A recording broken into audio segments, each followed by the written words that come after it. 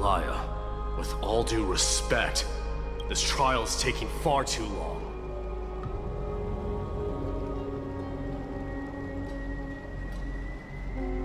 What do you think of this, Trinan? It's not possible to tell for sure what goes on within the vortex. All I can hear are fragments of speech and distant battle cries. Is it Vainon's voice? I'm not sure. It's difficult to make out clearly. Wait, no! Lady Trinan. Snowy's voice. I can't hear him anymore. There's a sun-like existence in the trial. It's burning him up! It has come to this, after all. What now? Get ready, mydei.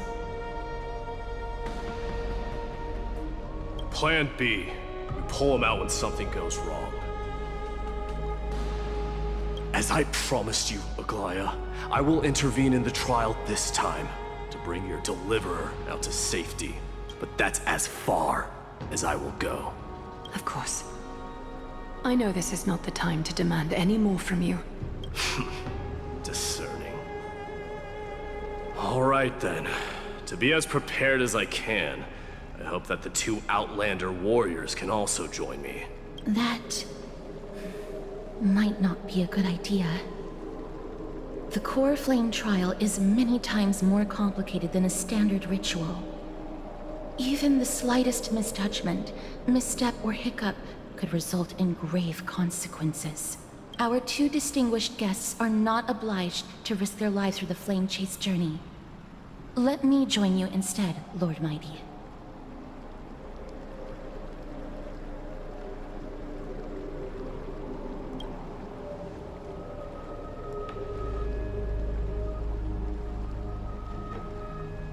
Join me in the trial to look for Vainon. And when we do, Aglaya's golden thread will guide us back out. Assuming we survive Nikador's wrath. If something bad were to happen, Casterus, your priority is to ensure the safety of these two. I can find a way out on my own. Yes, Lord Mydei. Thank you both for your valor. Time to get to work then. Let me have the honor of taking the lead in this battle.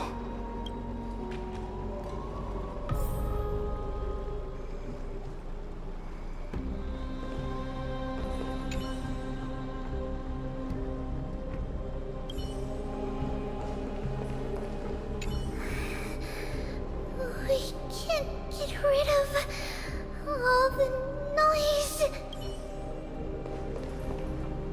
Please, stay safe.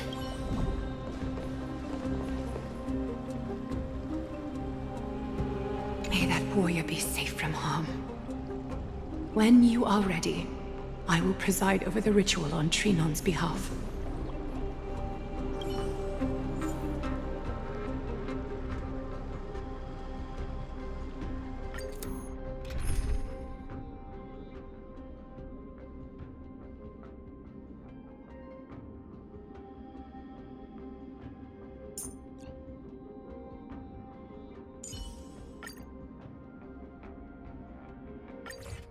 Our reinforcements from beyond the sky, warriors of high esteem.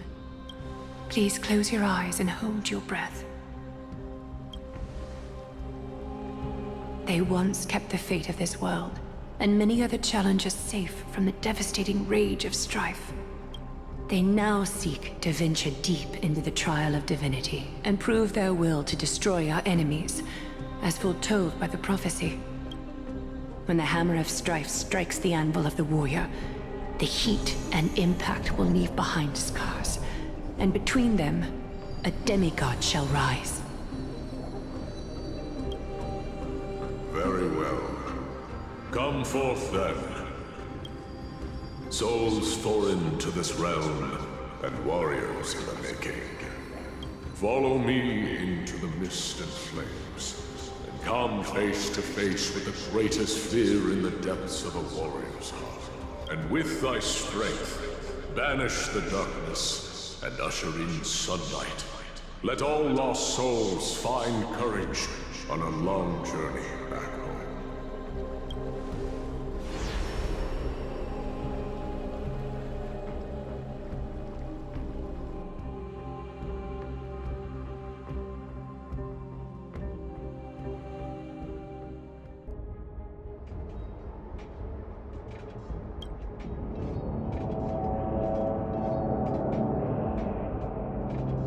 What's the matter?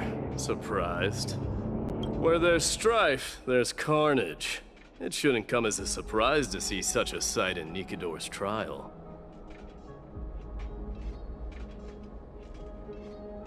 I don't see him around here. We should go first. Let's pray he stays safe. Huh. The greatest fear in the depths of a warrior's heart, huh? So, this is what he fears the most. You won't get away, criminal vermin! Be on alert. The smell of rust is thick in the air. Tell me your name, brute. Your demise shall be a tale I boast about at the feast table. My name is Perdiccas, and I am here to avenge my people. Kremnoans and Akamans are at war? Perdiccas? Even the tragic cries of beasts at the slaughterhouse sound better than your name. Say whatever you like, despicable Achaman.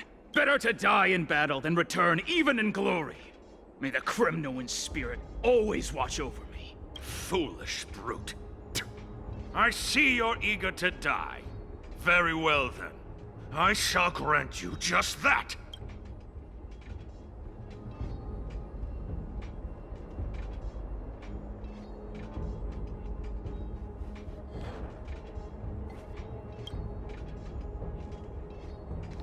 You are... Oh. So the Alpha Brute has found his way here. It's a pity, though. You're too late. You will never stop the Holy City's army. Watch as I make this pathetic warrior of yours the first sacrifice. Mydei, my king, avenge me. Is this? You're next.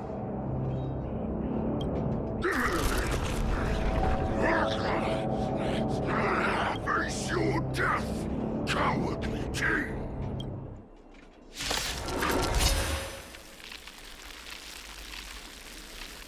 This insatiable bloodlust is a product of Nikador's wrath.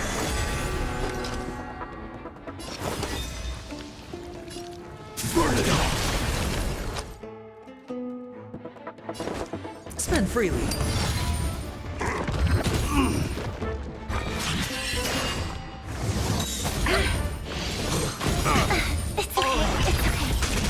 The dice have been cast. Bust. Or maybe I'll take it all. Helpless as ever.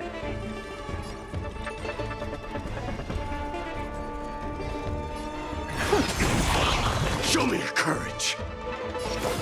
Forever do it! I hit the mark. Listen to the final song of life. Watch your head.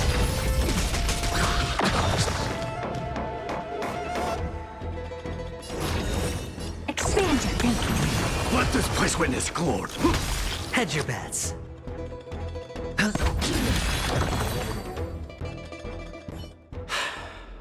Absurd. I know this Achaman. Strife contorted an honorable warrior into this perverse and twisted being. And that horrible noise. I can hardly suppress my bloodlust when it sounds. This battle cry must have gone to Finon. That's why he lost himself. What a useless fool.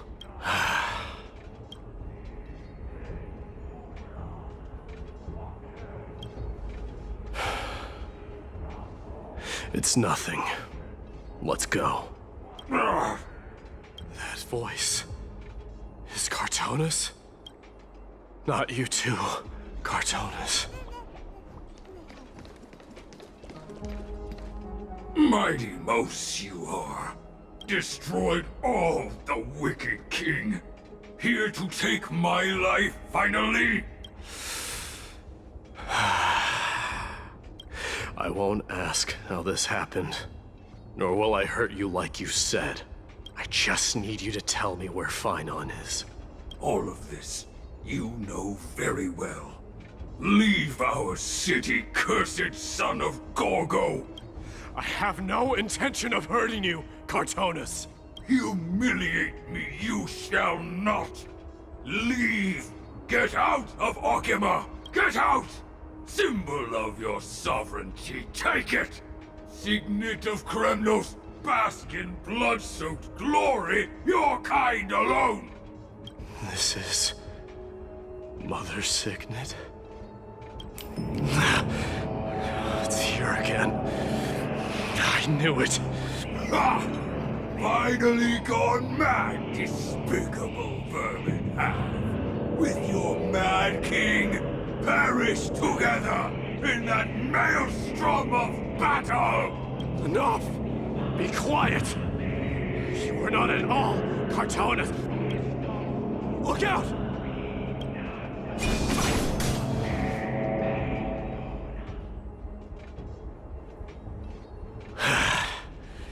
Nice move.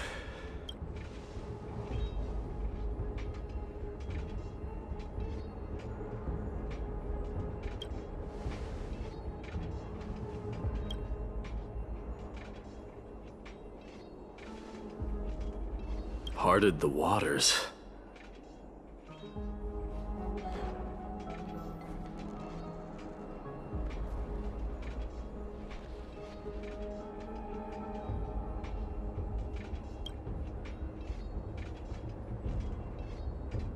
Huh?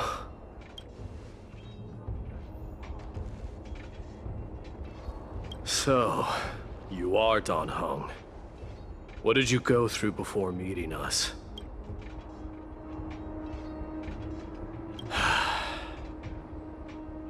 You mean you saw your past too?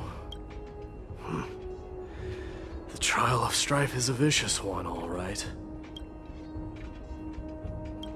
This might not be a single person's trial, but an arena for every challenger to engage their own delusions in a bloody battle. I saw someone from my past a while ago. Someone Phynon has never met.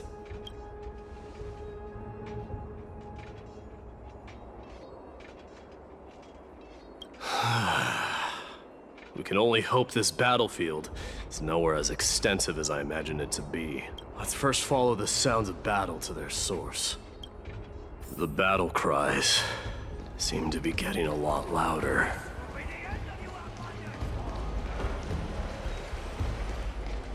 Go find your friends in hell!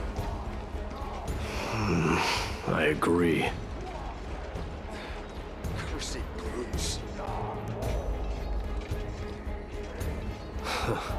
Just as I thought. This is where the battle cries were coming from. The true entrance to Nikador's trial.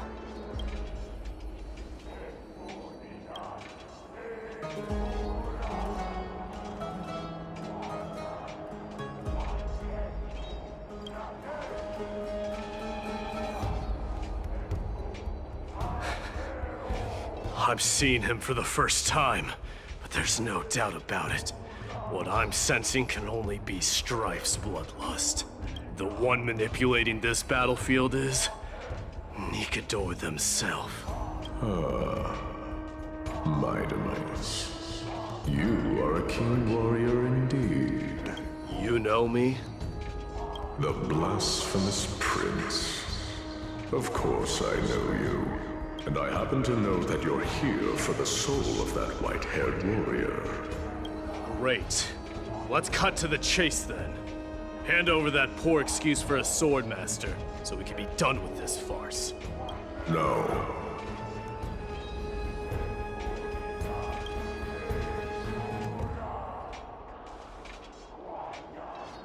I applaud your courage and strength for coming this far, but you have chosen to besmirch the dignity of one who has fallen, and I cannot turn a blind eye to that.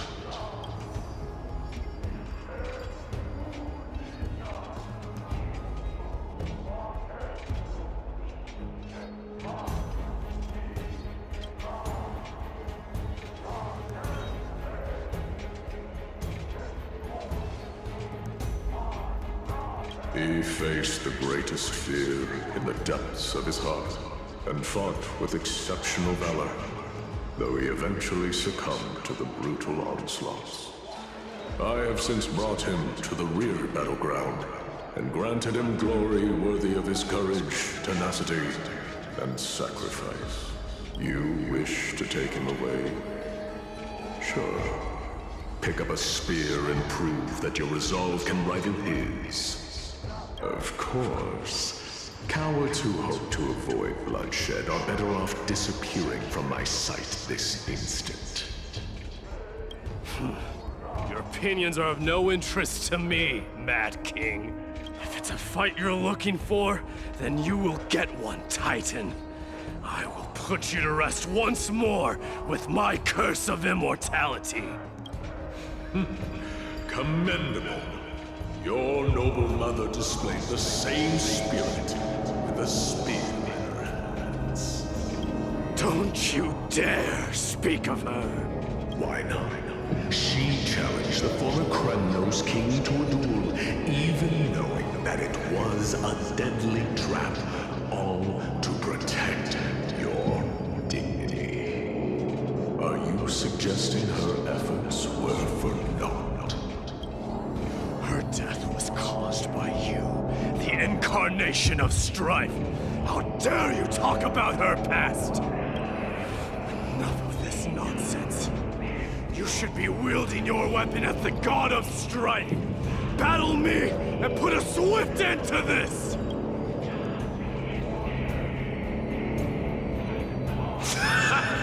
Your hatred is as clear as day, my Demos.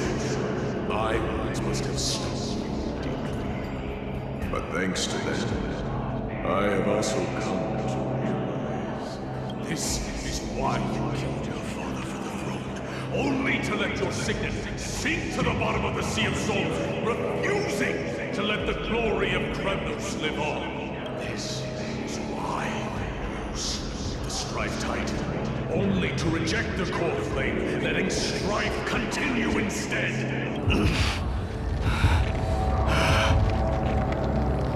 Oh, child and my fate, show me what you are capable of. Show me if you have the power to put out the flames of your very own destiny.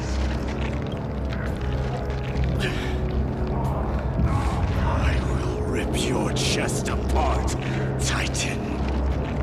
The same way I ripped apart that former king. I see you wish to repeat this. Come at me then. Ignite the flames of your fears and step onto the battlefield. Take this fierce battle to the boundaries of strife and consume me.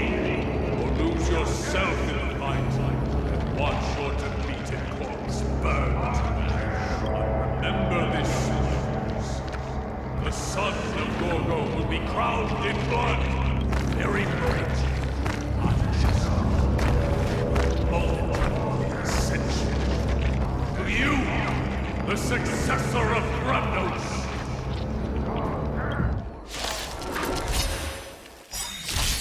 White knew he was no match, yet he chose to fight till his very last breath. What about you, Mydei? Can your murderous intent match up to what fate has in store for you? Prove to me that you are worthy of this power! Stars Echo! Curiosity. Endless riddle. Nothing but a boy.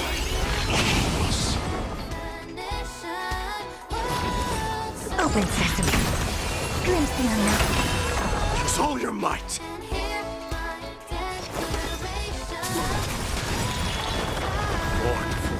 name of fairness, I grant you the blood of strife! Dying soul. This raging power. I can hardly contain it. Forever do it! Through my blood! Forever do it! Ain't no dirty tricks. Burn it all! Hedge your bets. Spend freely. The dice have been cast. Bust. Or maybe I'll take it all. May song bring us victory.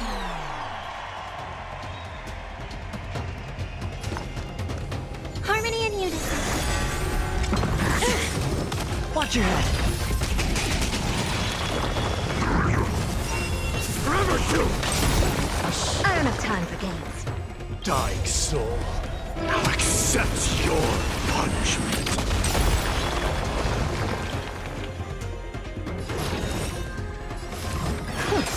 Sure, I'll play along.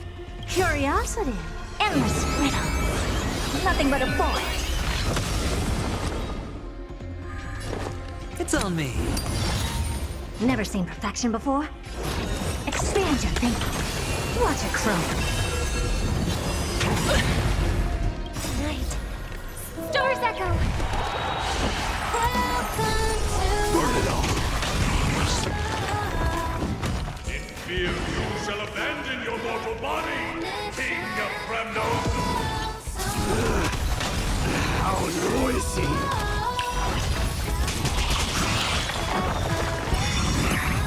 The dice have been cast. Bust. Or maybe I'll take it all. Burn it all! Conquer all lands! Hedge your bets. Dying soul. Now accept your punishment.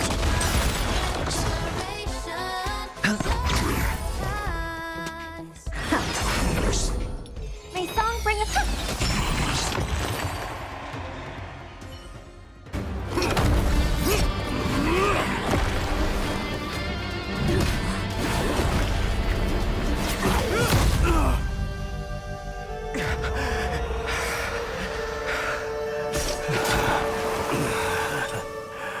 Found you.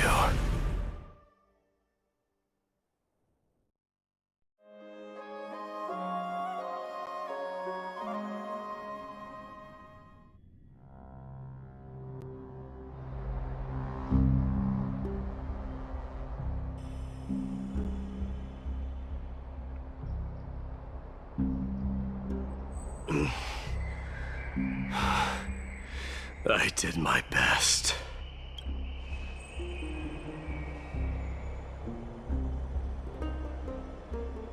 There's no need to worry. His soul is in a stable condition. With ample rest for both body and mind, he'll be up and about in no time. The greatest fear in the depths of his heart. Lord Finon must have been forced to relive his past during the trial, and revisit his homeland that had fallen to the Black Tide. In all likelihood.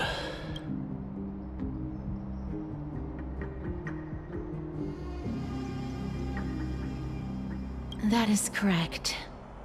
He was willing to entrust the core flame to the Chrysosayers, because he was also pinning his hopes on us to succeed him in shouldering the responsibility of resisting the Black Tide. It is one of the culprits that drives the people of Anvorius to madness. It was during the Era Bellica that this unspeakable thing first appeared, like a plague, alongside the three titans of calamity. Nobody knows where it came from or how it came to be. What we do know, however, is that it is steadily encroaching upon what little remains of this tranquil land, much like a rising sea closing in on an island from all sides. It is for this very reason that it became known as the Black Tide.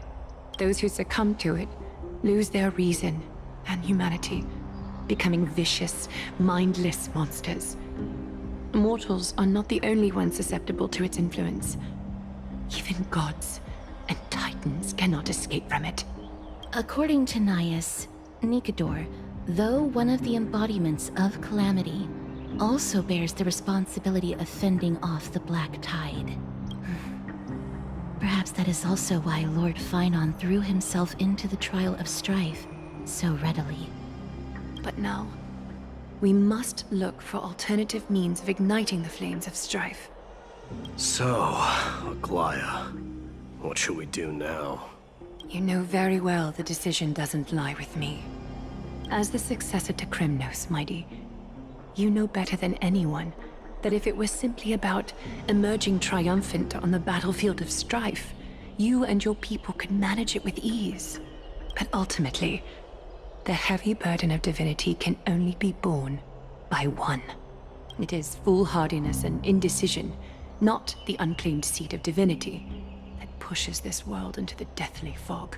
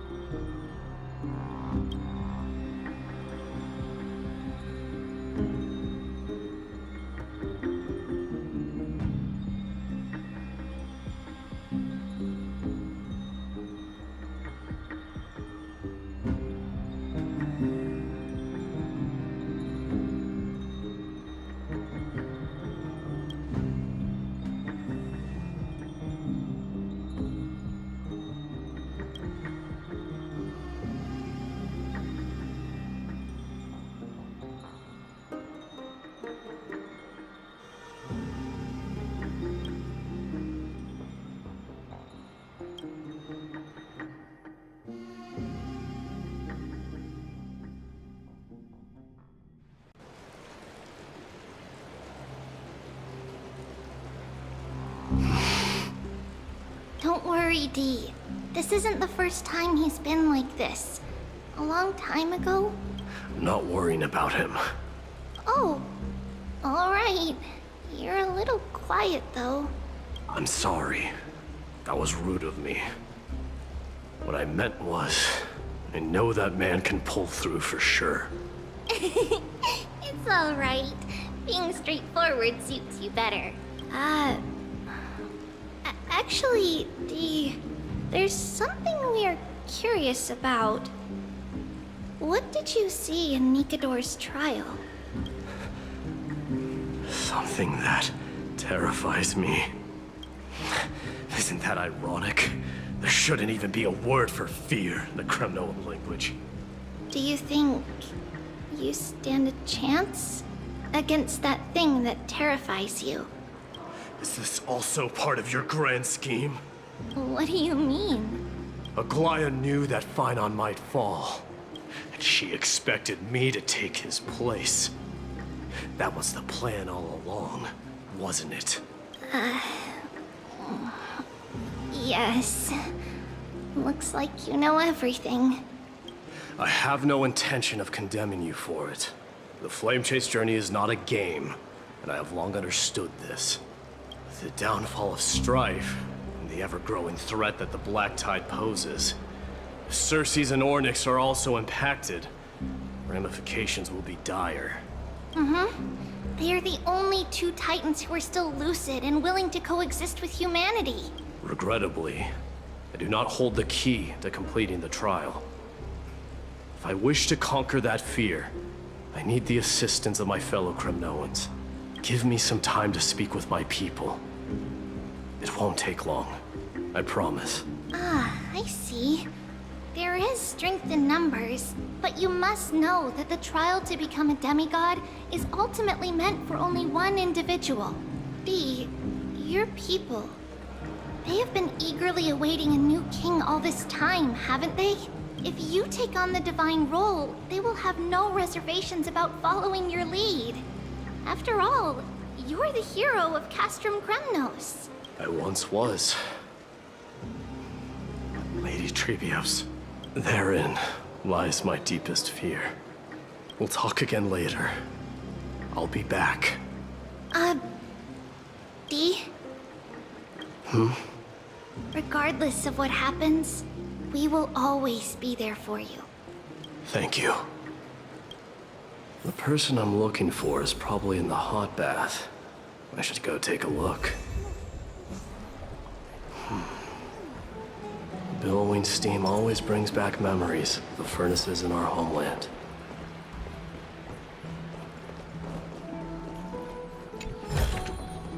Oh.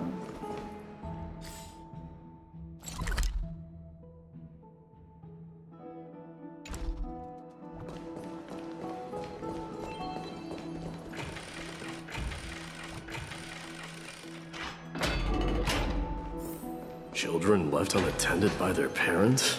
That's not safe.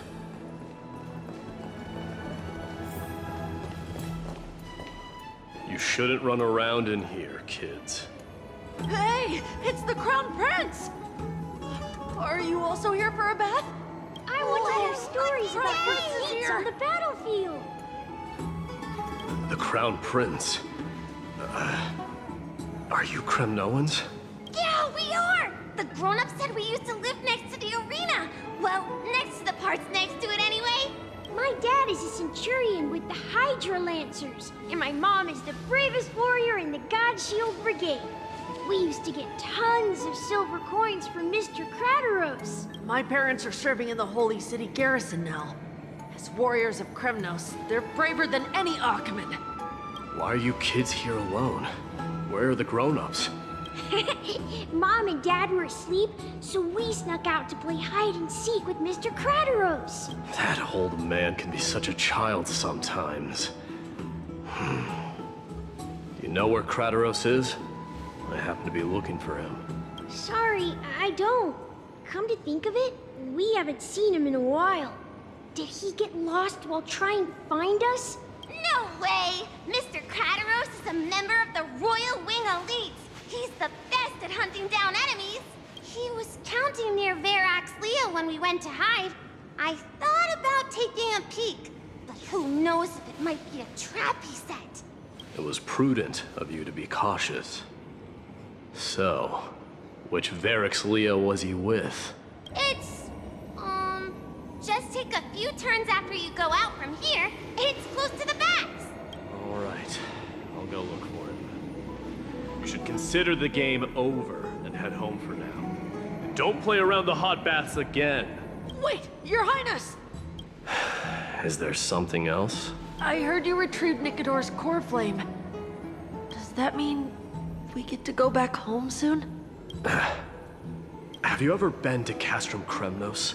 You were all born in the Holy City, and are living lives no different from the Achaemens. Everything you know about our people comes only from the tales of others. You have never even witnessed the blade in the sky with your own eyes. How, then, is a city you've never seen your home? Because this place is definitely not home. Mom and Dad told me that the children of Kremnos are born to wield swords and fight on the battlefield. They also said that the Kremnoan detachment led by the Crown Prince is the bravest army across all of Amphorius. No one can defeat them. The kids in the Holy City don't play with us. The moment they find out that our parents are Kremnoans, they shun us. We don't care. We all know that the Crown Prince will take us home one day. That time has not yet arrived. But, young men of Kremnos, heed my command. Return to your parents at once. From here on, you are to dedicate yourselves to rigorous training and a healthy diet.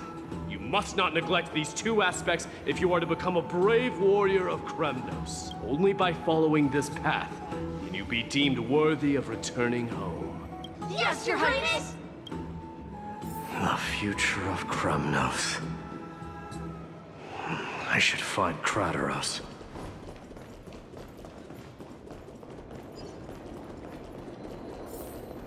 There he is. Rat! Oh, it's the Crown Prince of Castrum Kremnos. Get a grip. We're here by order of the Council of Elders. Even the Chrysos heirs have to think twice before doing anything to us. Out of my way, lackeys of the Council. The Civil Guard of Akama is on official duty. Please keep out of this area. Calm down, my lord. Play nice. Don't make me repeat myself. I'll allow you to pass this time, but just this once. So, you think yourself knowledgeable? Then here is a question for you. Do you know how Chrysius Leo in Castrum Kremnos came to be mounted on the wall? I don't know, my lord. How did it come to be? Let me enlighten you. A long time ago, the founder of Castrum Kremnos led a group of warriors to hunt down a lion on the outskirts of the city of Tritos. That vicious beast had been a menace for years, and the bones in its den were stacked even higher than the peaks around Akama. But do you know what happened? Nary a moment had passed after the beast's head peeked out of its den, when the Kremnoan warriors surged forward and brought it down within the blink of an eye, shattering its knees with a single strike. And then, why are you red-faced already?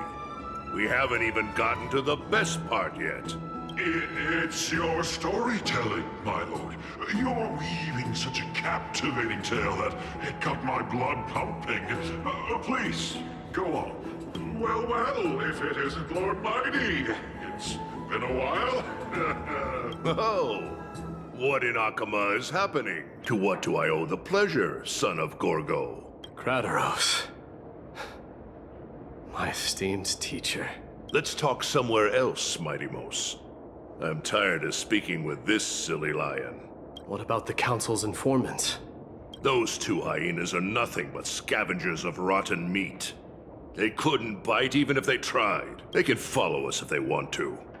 Let's go. Wait, so how in the world did Chrysius Leo get mounted on the wall? Keep up with us, you hyena. Oh, sorry. I meant officers. Hey, old man, how dare you?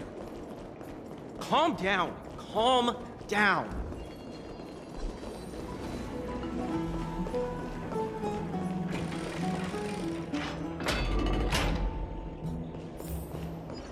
Don't fall behind now. Unless you want to upset our friends here. Don't you dare try any tricks with us.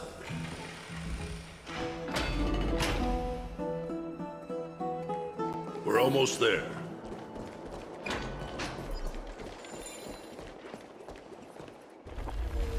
Why have you stopped? This is a nice spot for a private chat.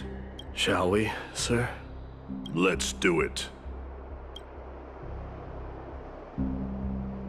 What are you up to? Someone help me!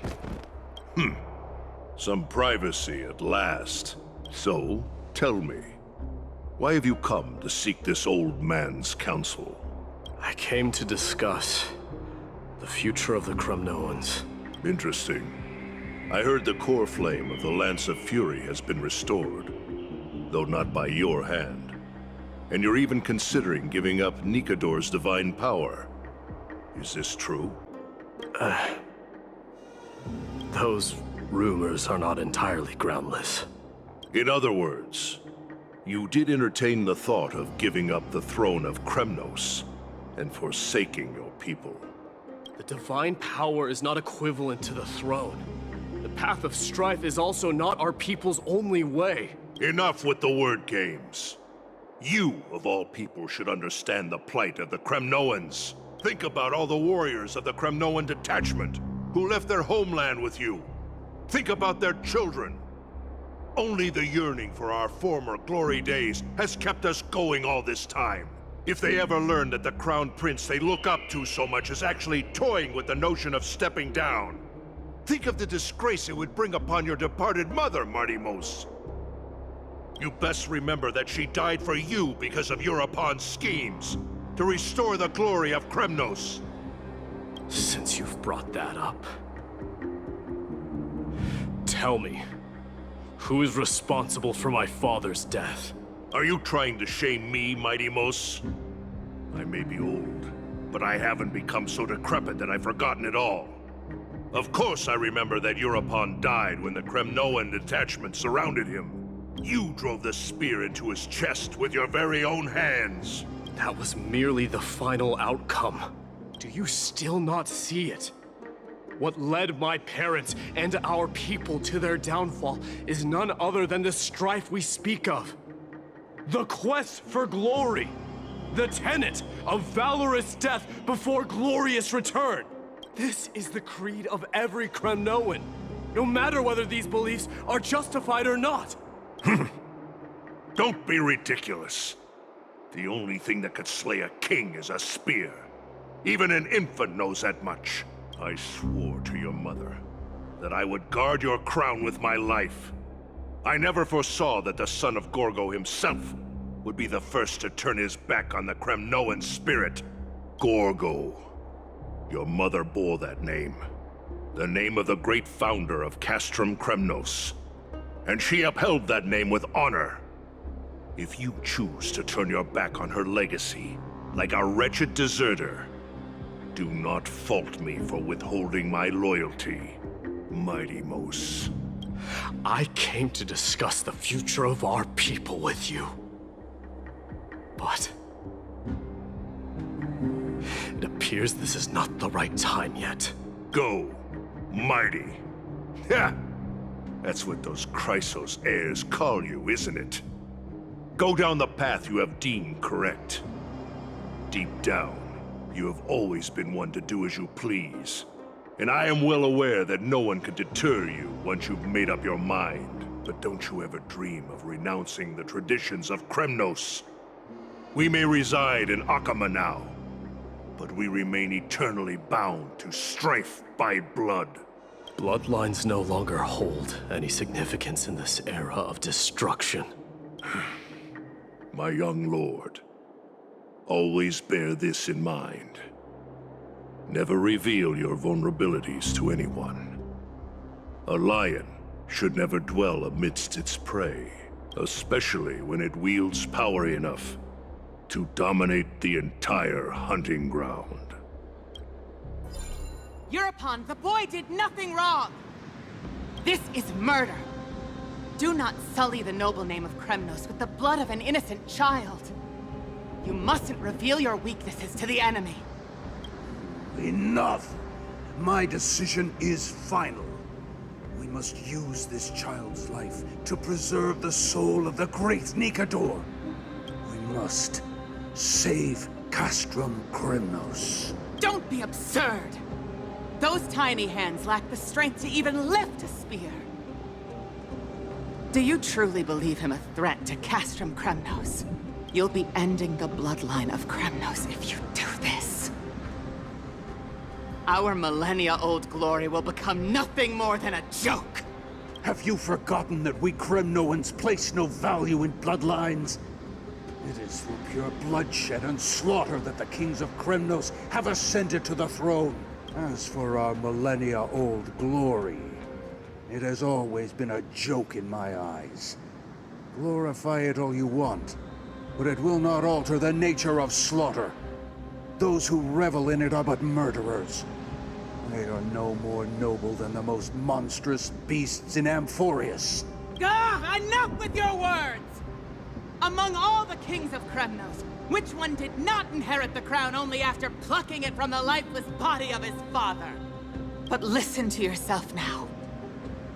Do you truly believe you can cleanse the blood from your hands through mere words alone? Nay, quite the contrary. I will end this cycle of bloodshed, starting with this child. With these blood-stained hands, I will end it all. Your failure is inevitable, European. You are just a coward who can only raise his blade against his own child! A beast that murders his own kin. Royal Wing elites and Emperors of Kremnos! You cannot sit idly by and watch this atrocity unfold. If you consider yourselves the honorable sons and daughters of Gorgo, then take up your spears and join me in putting an end to this bloody charade! Does anyone else have any objections? If so, come forward with your spear and prove your mettle. Understood. 5, 4, 3. No one dare stand by my side. Cowards! Has that crown stripped you of your courage? 2, 1. It appears there are no objections. Then, in accordance with the Kremnoan Council's principle of tacit consent, the decision is final. With all present as witnesses, this child shall descend into the Sea of Souls, where he will nourish the Lance of Fury and join the fallen heroes. May fate and the gods await your arrival, my son. Mydei. Stop! If you have more to say, then speak. On account of the life we have shared together, I grant you this one final chance. With the Blade of Fury above us and the Council bearing witness, I, Gorgo, hereby move to challenge the crown in accordance with the laws of Kremnos. O unworthy king, in the name of the Council of Elders, I demand that you duel me! Very well. We shall see who the Kremnoan blade strikes down. Mydei, my son. They all tell me to forget. But how could I ever? The son of Gorgo will be crowned in blood. If there is no Kremnos without the crown, then I shall seize the crown and smash it to pieces to bring the people to their senses.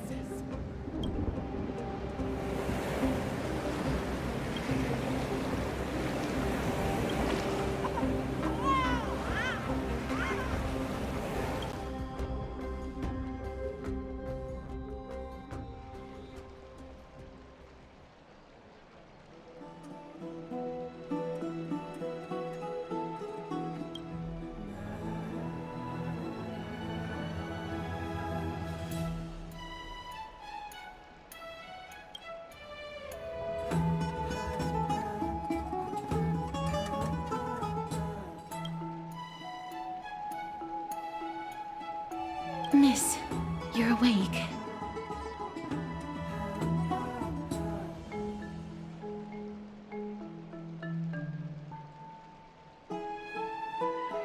Is the room too cold? I apologize for arriving uninvited. I saw that you were still asleep, so I took the liberty of waiting nearby. I bring a message from Lady Aglaya. She has prepared a gift for you and Dan Hong, and wishes to present it to you in person. I'm glad you're in good spirits. All right, let's set off.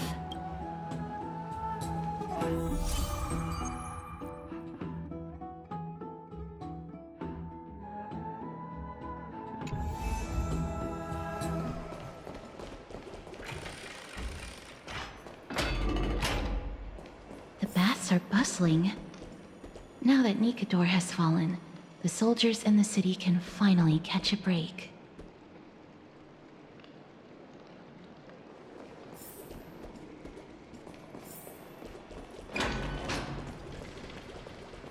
Have you heard? Seems like all the rooms are full. I don't know how long I'll be able to live like this.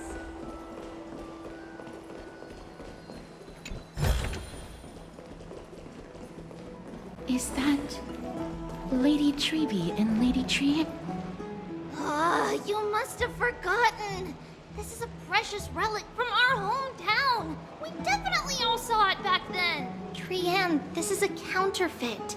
We both know it's impossible for something this fragile to have survived all those years in one piece. Nothing is impossible. We are fragile too, but we still got through those sad times. Ugh, look at that color and how it glitters in the light. It's exactly as we remember it. I want you by it. If someone else gets to it before us, we'll miss our chance forever. Calm down, Trian. You need rest. Please, there's no need to fret. If you need more time to make a decision, I can put this aside for you until tomorrow. Or until you're ready? No, it's all right. Trian is just... She'll come to her senses tomorrow. We'll be off first. Trian is just... what? Trian is super mad, that's what! You've forgotten all about Mama! Mama gave us something just like this before! Trian...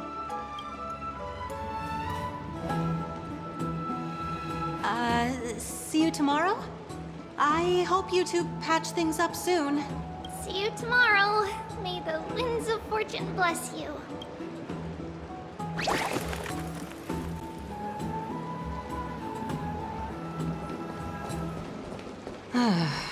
It's so hard to understand what they're thinking sometimes.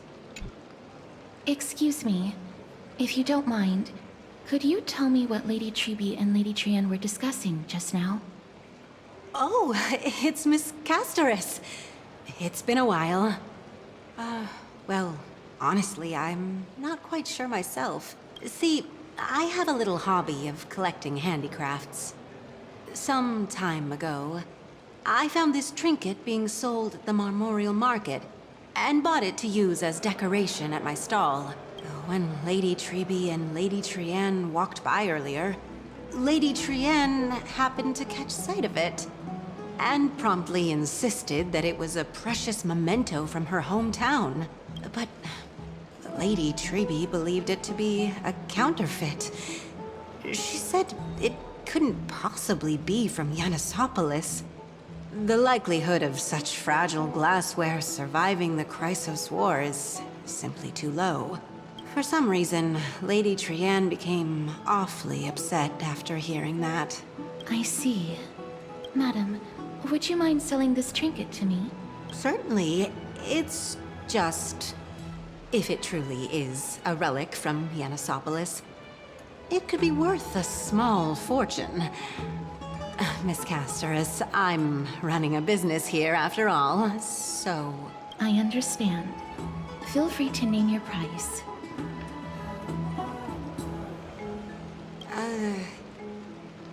I suppose I can sell it to you at cost as a sign of goodwill, Miss Castoris. Just promise to support my business in the future.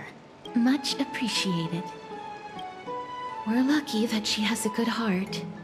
I'm not one to venture out often, and while I have some savings, it takes a lot out of me to even talk to people, let alone haggle. Had it been another merchant, I would have been set back plenty. The authenticity of the piece isn't important. What matters is that it holds special meaning for Lady Trian and reminds her of her hometown. I've long wished to show my gratitude for Lady Trian's care, but I haven't been able to come up with any ideas for a suitable gift. This chance encounter today feels like divine intervention. Perhaps this is the gift I've been searching for. Still, this trinket is admittedly rather fragile. I will have to make some adjustments and stitch it onto wool felt to protect it. That way, no matter how much Lady Trian runs around, it won't break easily. All right, back to business after that little detour. Let's keep moving. Don't stray far now. We've already kept Lady Aglaia waiting long enough.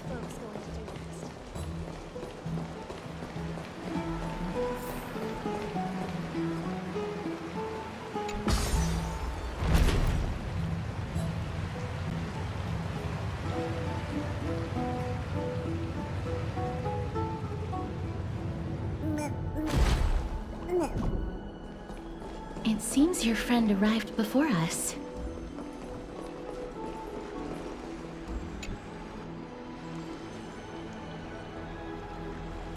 Welcome, Cass. And you as well, trailblazer from beyond the sky.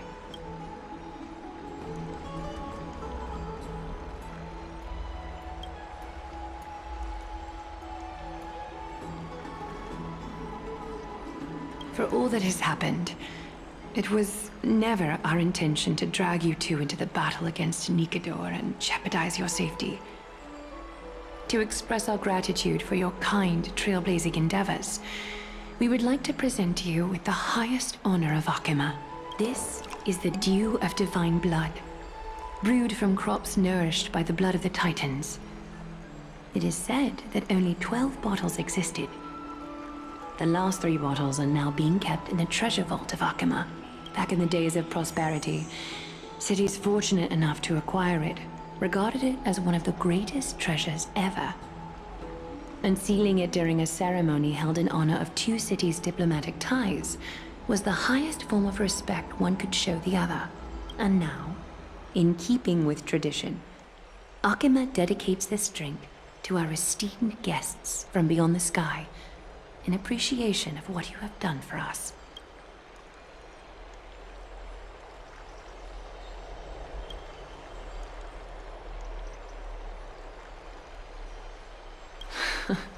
Very perceptive, Mr. Dunhung.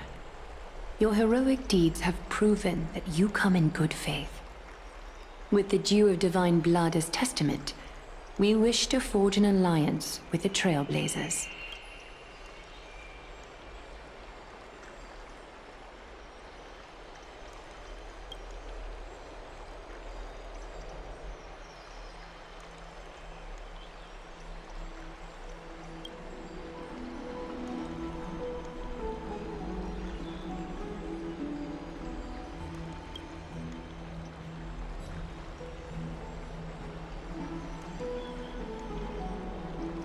Wow! Gray and Danny have sharp eyes indeed. You'd make outstanding members of the Twilight Courtyard. No need to worry, by the way. I can tell from Lady Aglaia's tone of voice and micro-expressions that she's being genuine. Not only are you guests from beyond the sky, but you've also done so much for Akima. You're practically heroes to us all. Lady Aglaia would never subject you to Aquila's judgment.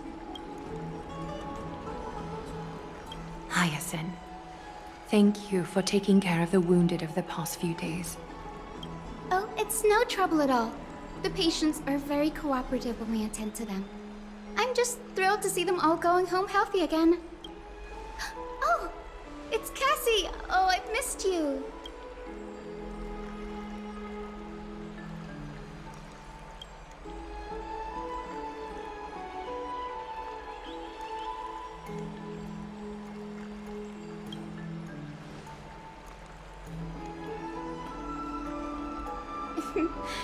As an acolyte of Aquila, I'm here to bring healing light to the world. Plus, I've heard you're also children of the distant skies. Fate must have brought us together. Can we be friends? I'd love to hear your tales of the sky. And oh, it's a rare occasion that Akama presents such an invaluable gift to guests. Lady Aglaya, may I have the honor of tasting it too? Of course you may. Esteemed guests of Akama, please believe me when I say that this gift carries no hidden agendas. As for the matter of the Alliance, you need not give me an answer here and now.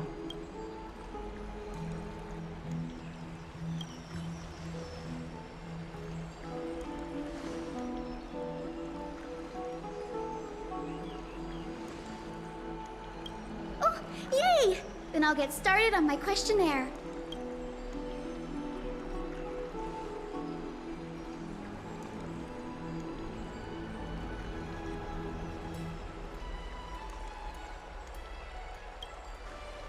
Allow me to do the honors.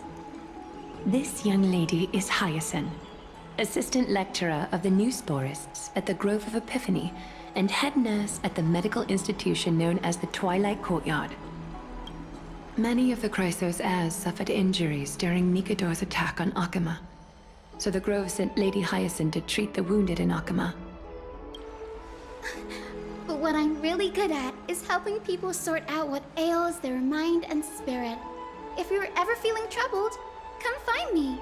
A little sunbathing in the courtyard will chase all your worries away.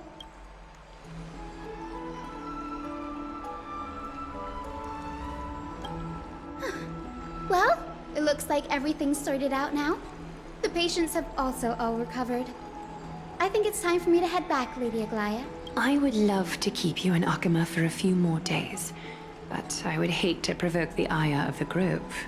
As it happens, Akama intends to send a messenger to the Grove for updates about the research on the Black Tide. We also want to communicate our desire to discuss the retrieval of Circe's core flame at the earliest convenience. Oh, that sounds pretty serious. Lady Aglaya, you can't be asking me to... No need to fret. We won't put you on the spot. Trianne will be going there as the diplomatic messenger of Akama, and Castris will be accompanying her. I happen to have a few questions for Professor Anaxa as well, regarding the missing Titan Thanatos.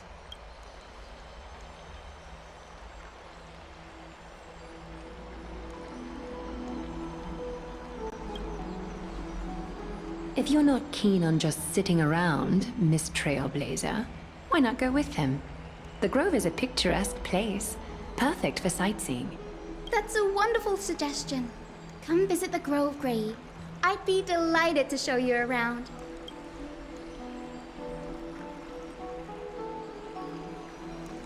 In that case, do bring this spindle along with you. This tool, called the weft, is used to spin thread and has been passed down in my family through generations. Though it doesn't see much practical use nowadays, it's become a symbol of great significance. In this respect, it is the perfect token to represent my will. If you encounter trouble at the Grove, just take this out and show it to them. While you're in the Grove, the golden thread of the weft can also render all things around you visible, regardless of whether they're corporeal or not, allowing you to see things as I would. Castris knows this too. Make good use of it. Trianne is already waiting for you at the outskirts of Akama, so I won't keep you any longer. May your journey be smooth.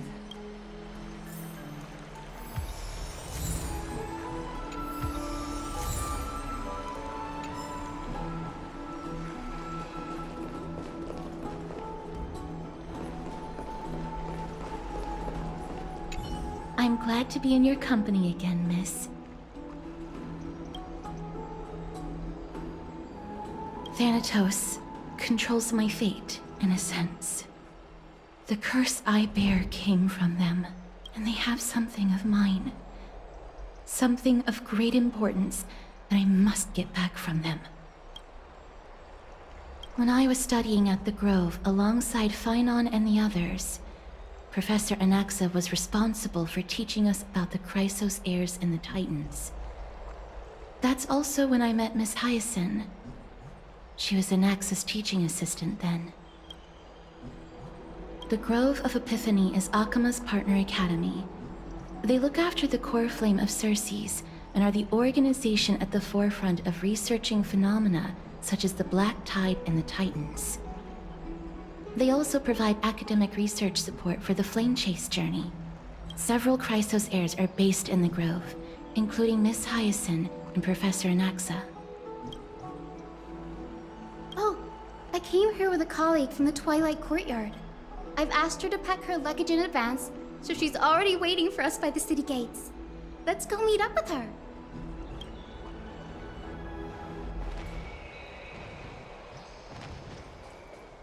Look, there she is!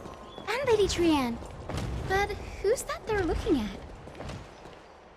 Did something happen, Clementine? Oh, that's a serious injury. Miss Hyacinth, this man was discovered by Trianne! Trianne was in a bad mood this morning, so we went to the outskirts of Akama for some fresh air. But then we found him collapsed on the roadside. Trianne knows the city has good doctors, so Trianne brought our new friend into the city to look for a doctor. I was waiting here for Miss Hyacinth when I bumped into Lady Trianne. But by then, this man was already in critical condition, so I had to perform some emergency treatment first. These wounds, they're caused by the Black Tide. This is bad. Clementine, prepare a ward for this man at once. I'll treat him myself. It's a miracle he's still alive, considering how badly the Black Tide injured him. Gray, Cassie, and Trianne, would you mind making your way to the Grove first? Once this man is out of danger, Clementine and I will join you. As a healer, I cannot ignore those in need of medical attention. I understand. May fate have mercy on this poor man. Trianne believes he'll get better. Everybody, follow Trianne! Fly, fly, fly away from Akama!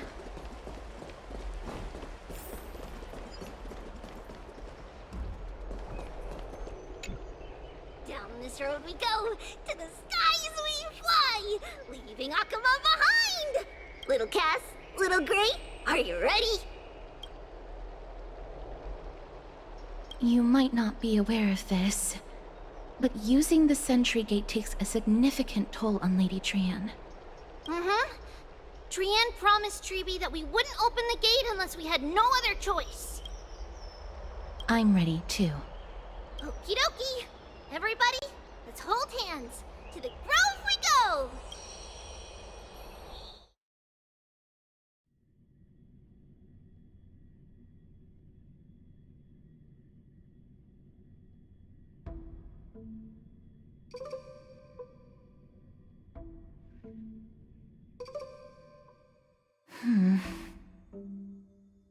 It's harder than I thought to sew gemstones onto Wolfeld. Cass, memmy, memmy, mem. Memmy, mem, mem, mem. Mem wants to try sewing. Here, why don't you give it a go? Sure. Memmy, mem, mem. Mem, cheer, mem, mem. Oh, this is amazing.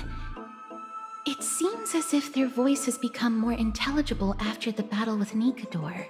After spending the last few days together, I feel like I'm gradually gaining the ability to understand what they're saying. Even if it's just a little. Mem, mem, mem, mem, memmy, mem, mem. Memmy, mem, mem, memmy, mem, mem, mem. Memmy, mem, mem, mem, mem, mem, mem, mem.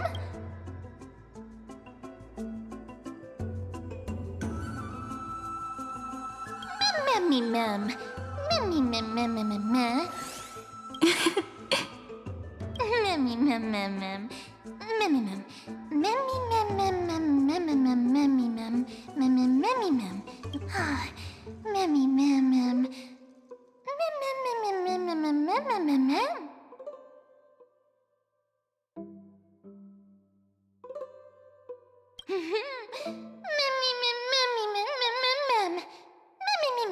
Matthew! Is everybody awake? Little Gray, little Cass, and... a little pink puppy? Puppy? Mem, mem, mem, mem, mem.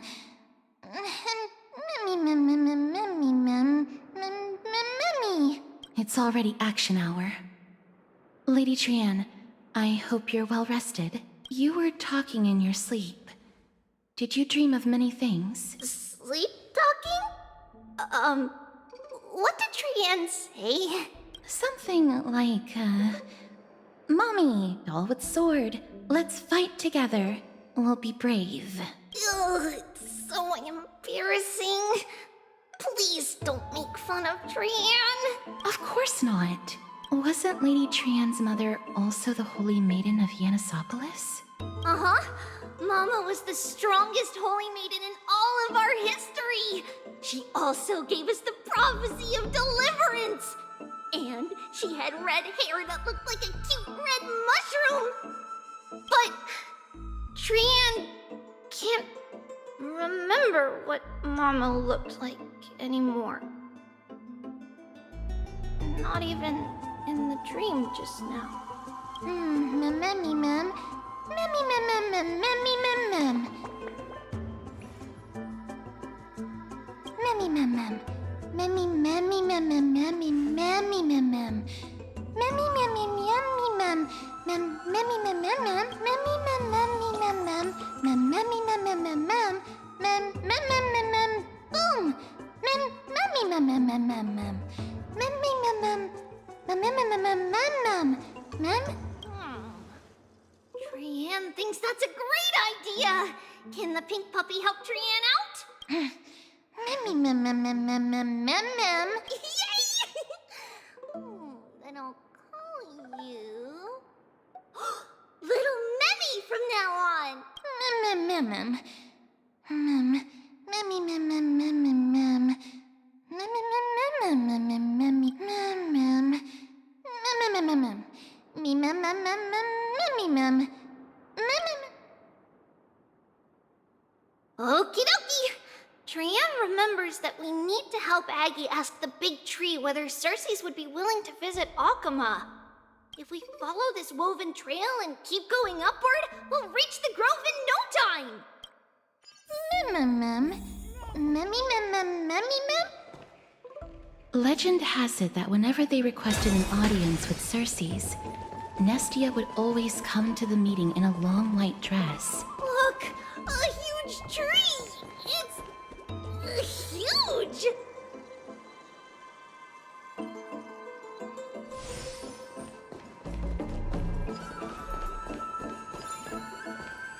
Mem. Memmy mem mem mem. Mem mem mem mem mem mem.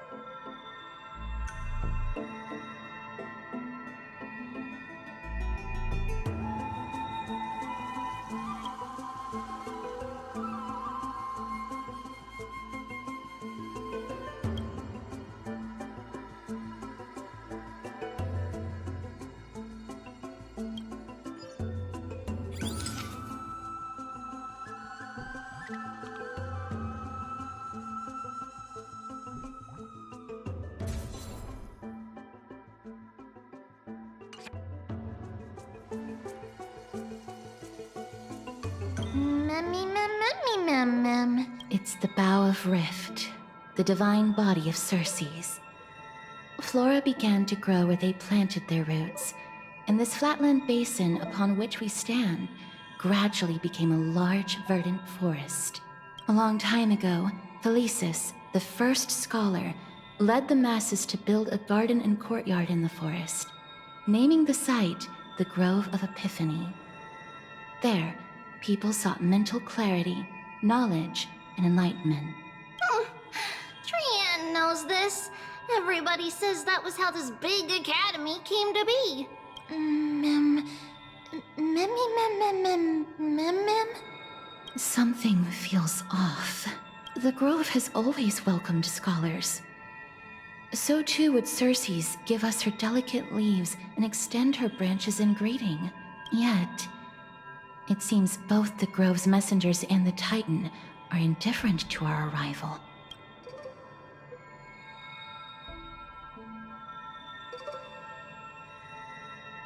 That doesn't seem likely.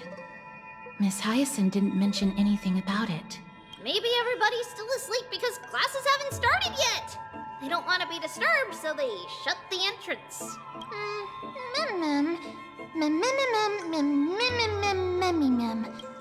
This place is too quiet. What in the world is going on? Oh, Trian found it! Everybody, fly across to the entrance on the other side. Where could it be?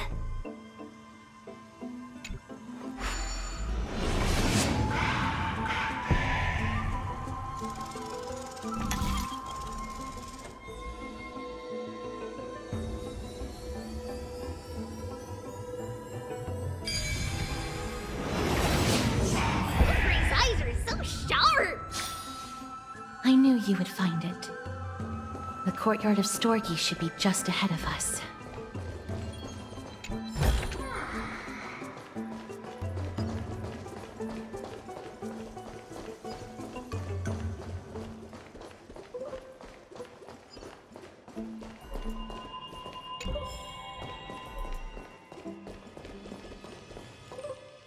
As I expected, something's not right here.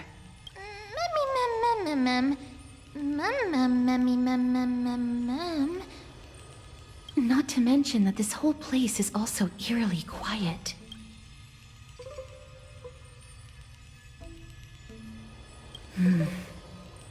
That's possible.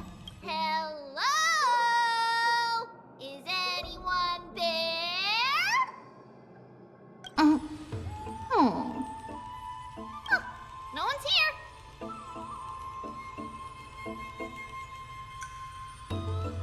I have an idea. Lady Trian, could you lend me that golden spindle?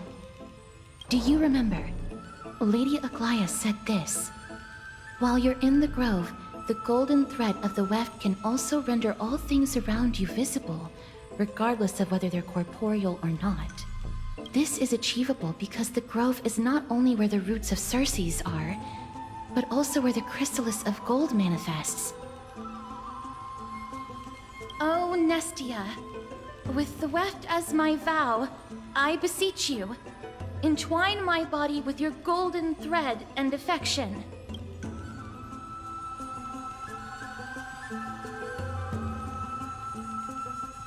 Well, these lines are documented in the Handbook of Nestia's priests.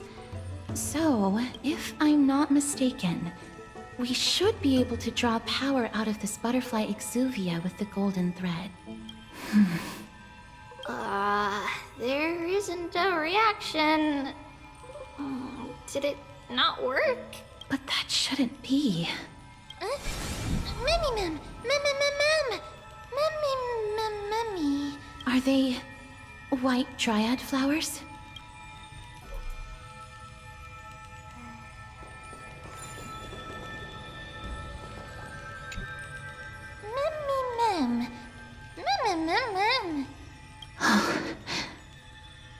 No, these aren't white dryads. These are shadows of dead white dryads. Dead me, mem. Shadow? Strictly speaking, these white dryads are still plants. They only gained sentience as a result of Circe's blessing of equality. But their sentience is minimal when compared to that of humans. These flowers have already died. What you see here are just faint afterimages of their souls. However, this also means that the golden thread has definitely connected with the Titan's presence. Without the golden thread's outlines, we would not have been able to see them at all. But what happened to them? Why are there only tiny shadows of them left? Mem, can you read their memories? Let me try.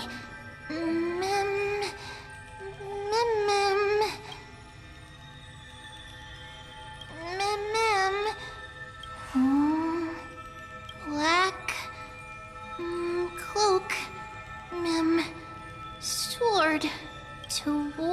the great tree. Mem.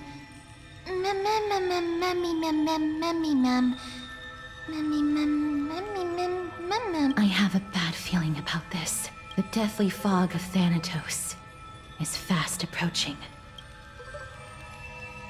Oh! Trianne will be on high alert!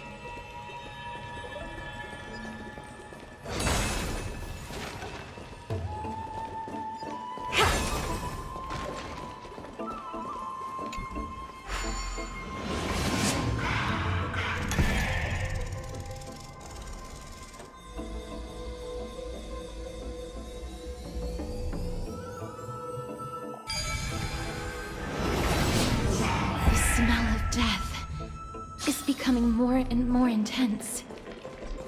There, on the steps. This looks really scary.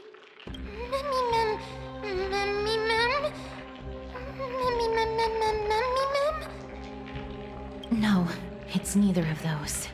This is a creation of the Black Tide.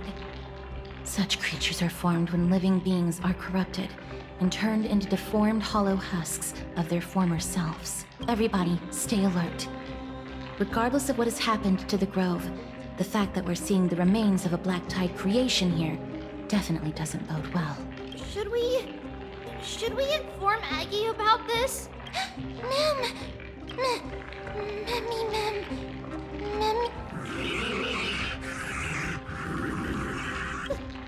The monster is alive! Trianne will protect everybody! Trianne, please hide behind us. Miss, let's do this.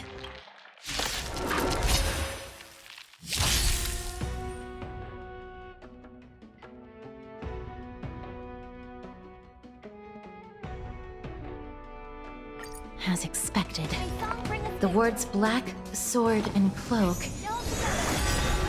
They're talking about the Black Tide.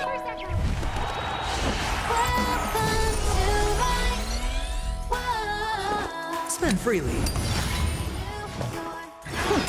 Honored to meet me.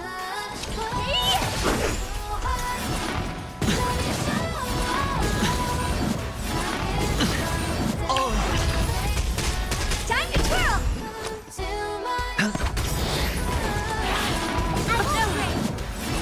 No dirty. Watch your head. Never seen perfection before. Expand your thinking. Time to twirl! You defeated it! Little Gray! Little Kaz! You're so strong!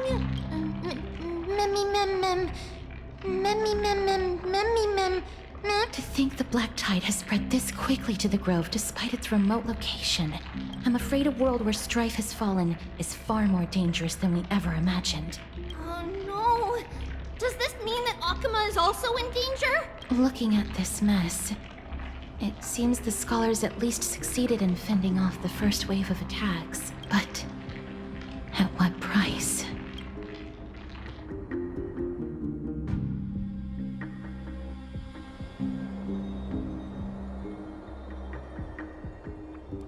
Lady Aglaya, after a few days of surgeries, both major and minor, we were able to save the life of that patient found on the outskirts of Akuma. Thank you again, Hyacinth, for your hard work. The scarring of his organs was especially severe, a result of the Black Tide's corruption. It's a miracle he's even survived. I can't say for sure when he'll regain consciousness. Don't stress yourself out over this. You've already done everything in your power to save him. There's no need to hurry to the Grove either. You deserve a good rest now. Tribbie, I have some things to tell you as well. There's something strange about where that patient came from. He is not Akuman. The way the stitches on his clothes are hidden is quite unique. Such craftsmanship is undeniably from the Grove. The Grove? You mean... Now that I think about it, Castrus and the rest should have arrived at the Grove by now. Trianne just got in contact. black tide has invaded the grove. We haven't detected any survivors, even with the help of the golden thread. What should we do, Aggie? The black tide is posing an even greater risk to us now. I did not expect the grove to be the first to be impacted, though. Can they tell where the core flame is right now? We see it. The core flame is still there, but... But what? But they can't say for sure whether the Titan has also been corrupted by the black tide. Please let them know that for now, the most pressing task is to identify the core flame and transfer it to a safe place as quickly as possible.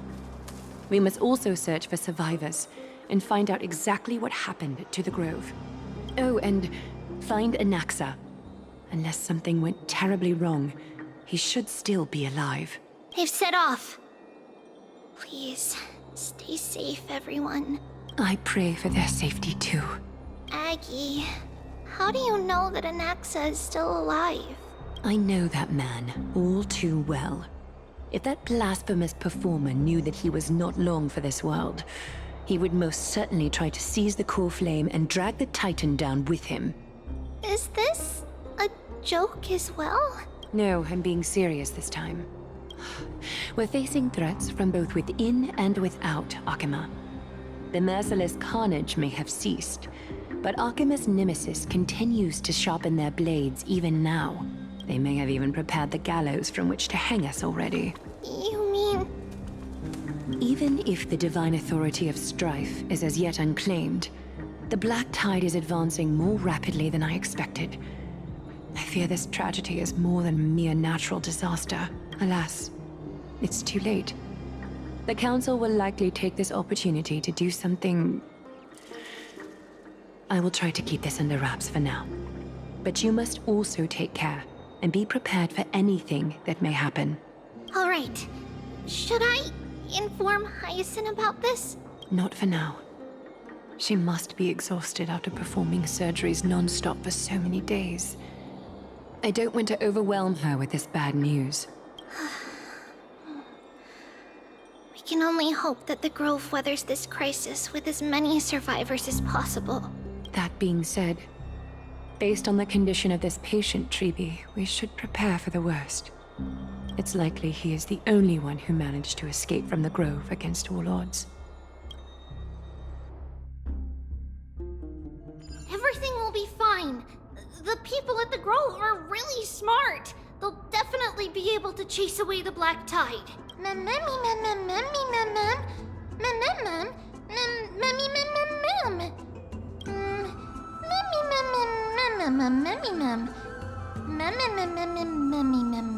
How should I put it?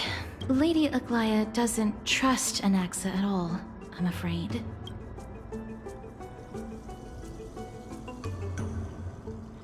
Despite being a chrysosaur, Anaxa resolutely believes that titans and prophecies are a load of nonsense. During our regular citizens' assemblies, he always votes to oppose the flame chase journey.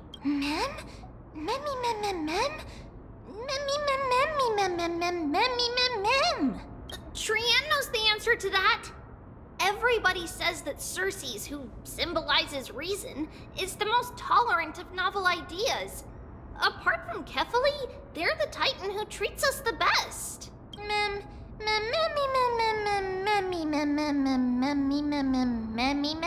Yes, that is how we formed an agreement with these Titans who bear no harm toward humanity. If they agree to support us on our flame chase journey, we will wait till the final moments of the journey to restore their core flames. With the exception of Voronix, that is. They didn't lend us their power willingly.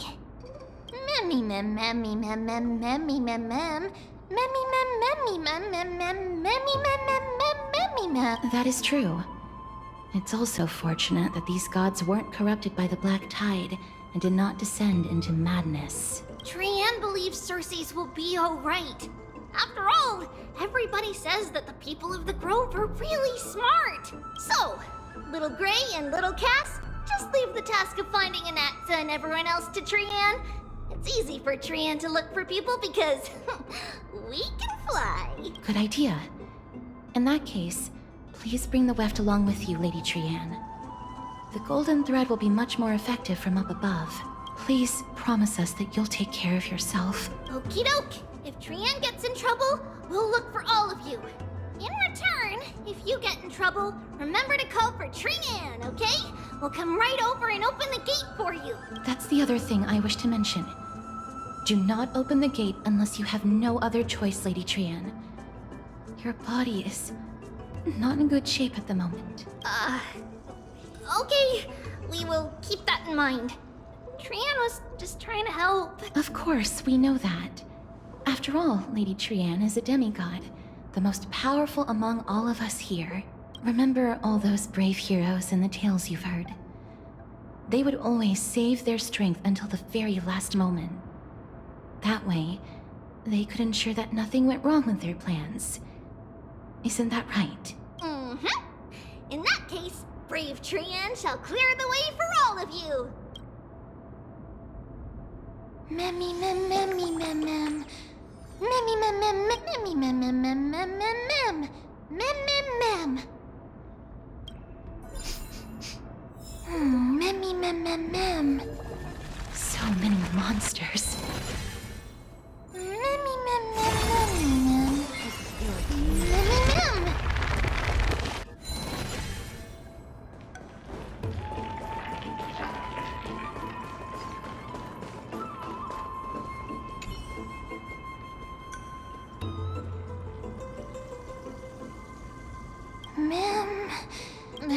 Memmy mem.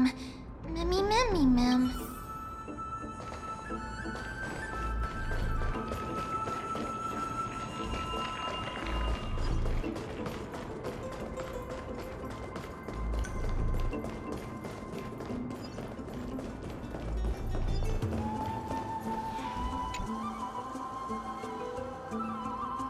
I can't open it. It was probably sealed in order to ward off the black tide. Yes. Most of the doors on Amphorius are sealed using the power of Yanis. Memmy mem mem memmy mem mem. Memmy mem mem mem memmy mem. Are you serious? Just a mere door, and your first instinct is to call on the gods? Memmy! Before you try unlocking the door, perhaps you should first find a way to clear the fog that clouds your vision. Memmy! Memmy. My name is Anaxagoras, one of the 7 sages of the Grove of Epiphany, and the founder of the New Sporists. Before we go any further, rule number 1. Do not call me Anaxa.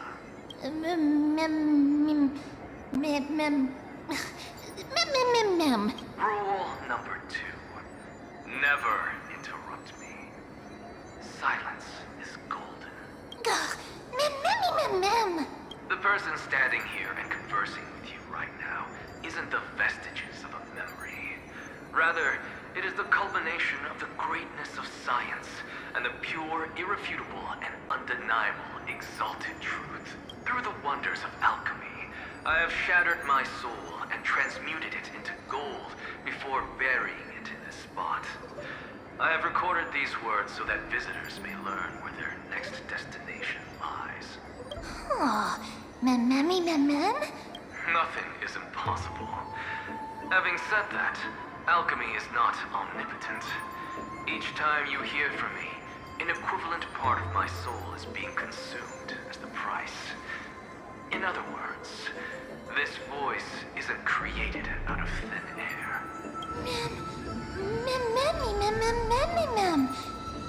That's because my precise calculations account for every possibility. I also know that you have already discovered the cause of the calamity at the Grove, the Black Tide, and that you mistakenly believe that the scholars have been wiped.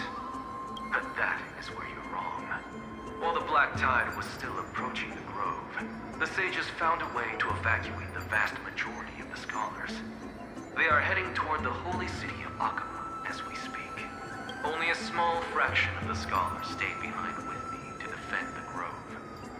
if all goes well, Cersei's core flame will reach Akuma before long. But since you have accessed this message, something unforeseen must have occurred. For now, you should continue onward to the Luminary Throne, where you may retrieve the core flame. And our mortal remains. And now, the objective is complete. That is all.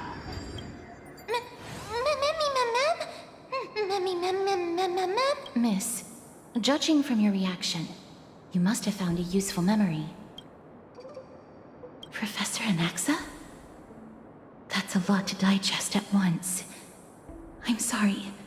Please give me some time.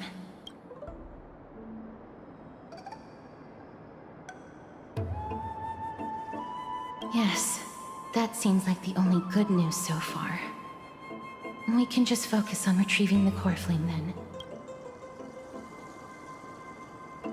You don't have to take that too seriously.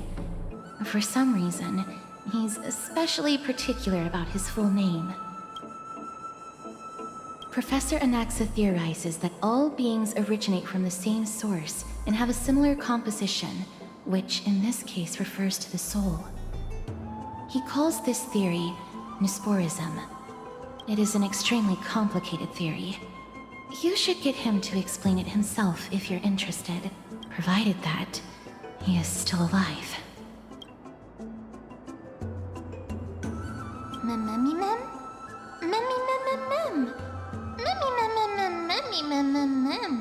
It is located at the top of the giant tree and is where Cersei's core flame is kept.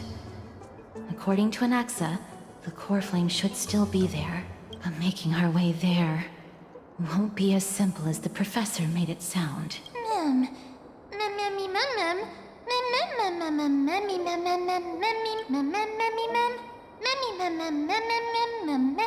All right. Right. Let's see whether he left any similar directions for us along the way.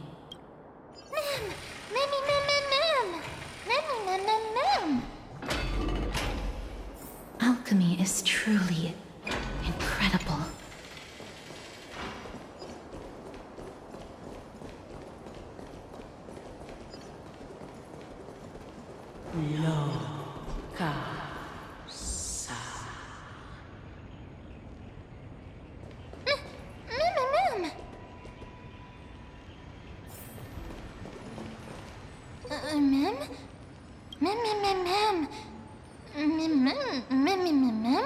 No, you didn't imagine it.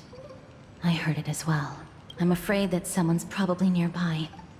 As we are unable to ascertain whether they are friend or foe, we better remain cautious.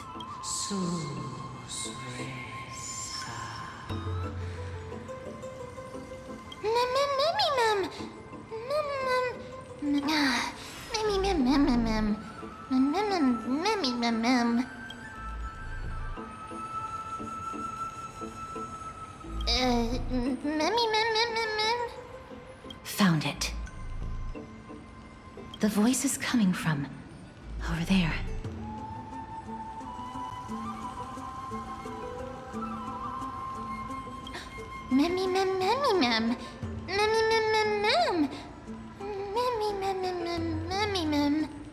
No.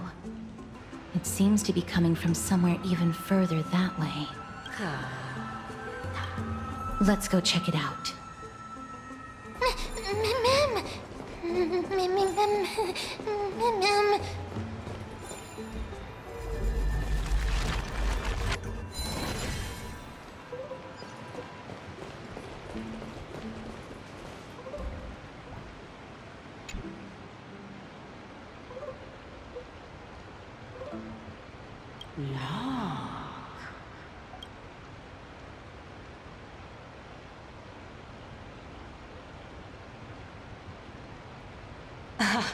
Regardless of what you do, a stone won't be able to speak. Such a lively little bunny. You even smell a little familiar.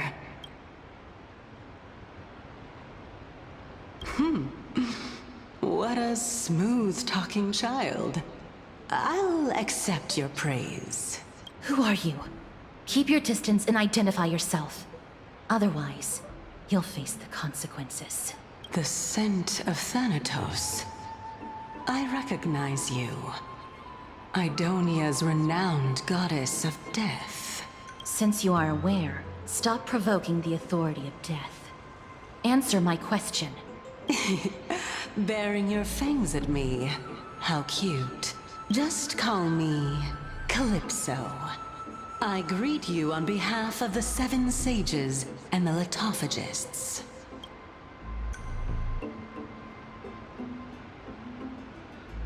Be careful. Even if the head of the Litophagists has never shown their true identity before, you shouldn't trust this person so easily. The Weft could not detect her presence just now. That would be out of the ordinary if she were truly a phantom body. But if she is someone who has passed on, I should be able to tell. Let me test her. Do you mind if I join your private conversation? That would be rather inappropriate for someone who isn't even willing to reveal their real self. Forget it. However, I'm going to ask you some questions. Please answer them truthfully. If you can do so without hesitation, we won't treat you as an enemy for the time being. A pop quiz? Well, that sparks my interest. Go ahead. What was the topic for the grand finals of the 752nd Great Debate? Is a flying arrow in motion or at rest? Who was your representative? Medea. She went up against Phynon of the New Sporists. Who won? Nobody won because the 752nd Great Debate never took place. What I just mentioned happened during the previous debate. Phynon emerged victorious and obtained his 10th consecutive debate wreath. Also, to alleviate your worries, I shall provide you with a piece of information that's more valuable than the Great Debate. Anaxa the New Sporist is still alive. I saved him, and he is now recuperating at the Luminary Throne. So, are you satisfied with my answers? This dumbfounded expression of yours is much more adorable and likable than the previous one. As the saying goes, seeing is believing. Why don't you follow me to the throne and take a look for yourself? I'll keep my eyes on you at all times. Oh, that's truly an honor.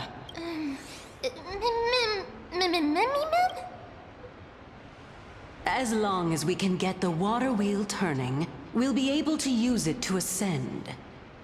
So, the solution is to awaken this heart.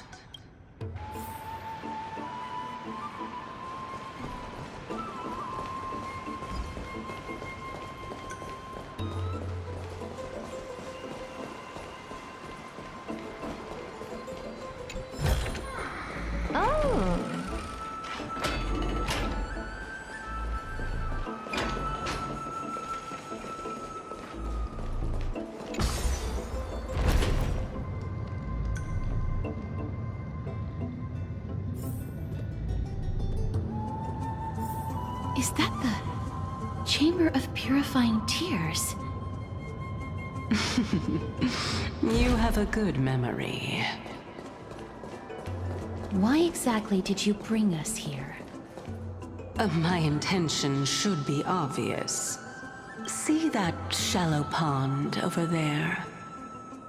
Water lilies grow there.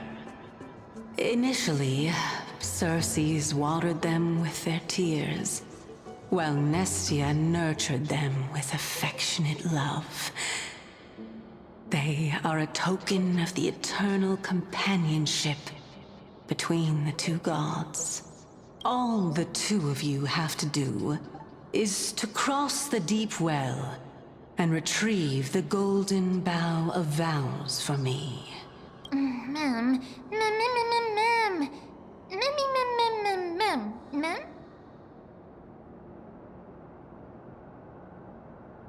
Indeed. Could Could it be that you actually do not know how to proceed? We can retrieve it, but I advise you not to waste your time on any schemes. Oh my. I'm helping you to eliminate your worries and obstacles, and yet I receive nothing in return? Besides, the bow is essential for awakening the heart and drawing water out of the source. If you can't find it this time, we can just remain trapped here for the rest of eternity.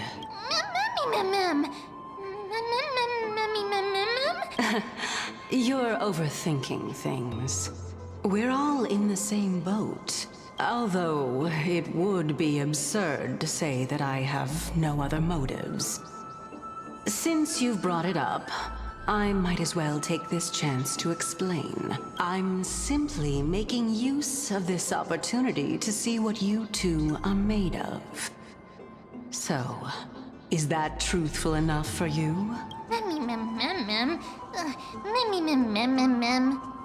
Now is not the time for me to elaborate further.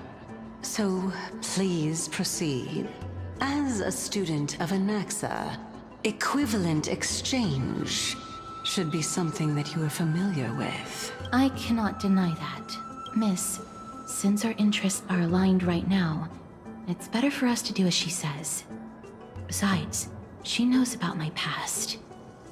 Even though I'm not able to elaborate much, I can tell you that she has reasons to fear me.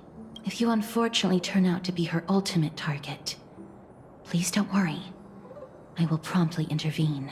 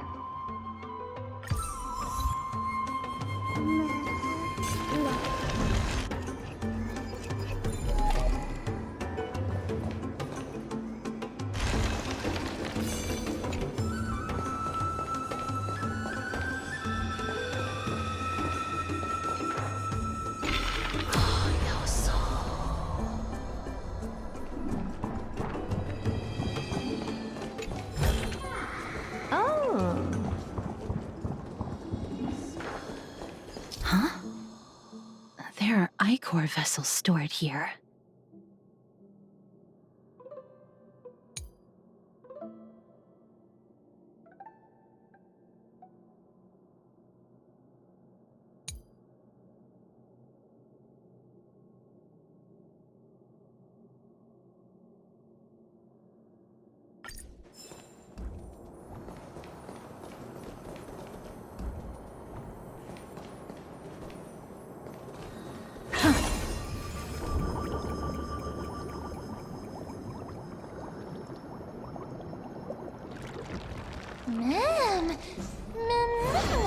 Flowers, ma'am.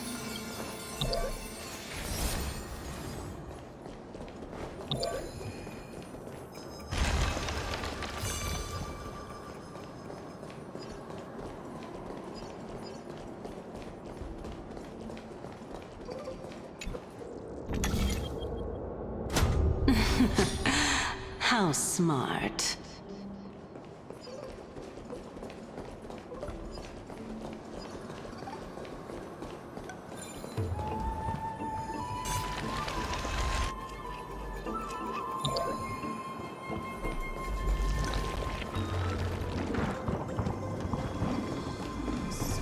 Let's hope that this is not a trap set by her. So this is the Golden Bough of Vows. I hope that the Titan will not take their anger out on us.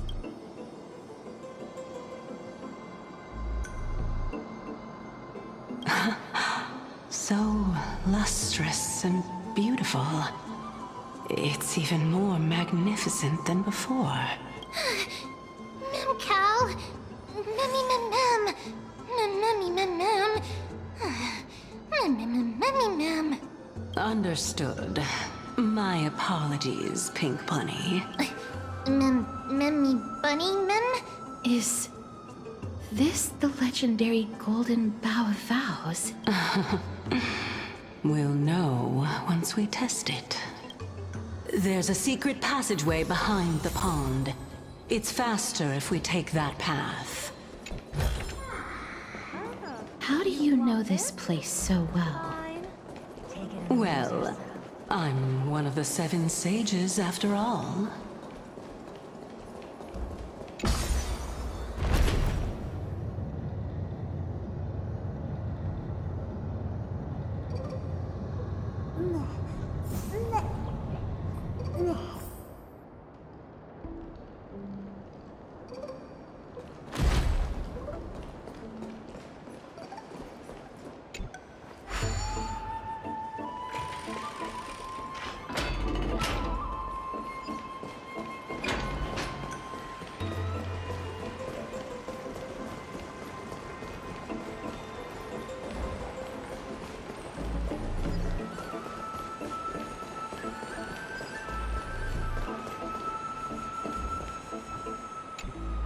We're here. Could you kindly pluck a petal for me and place it into the pool?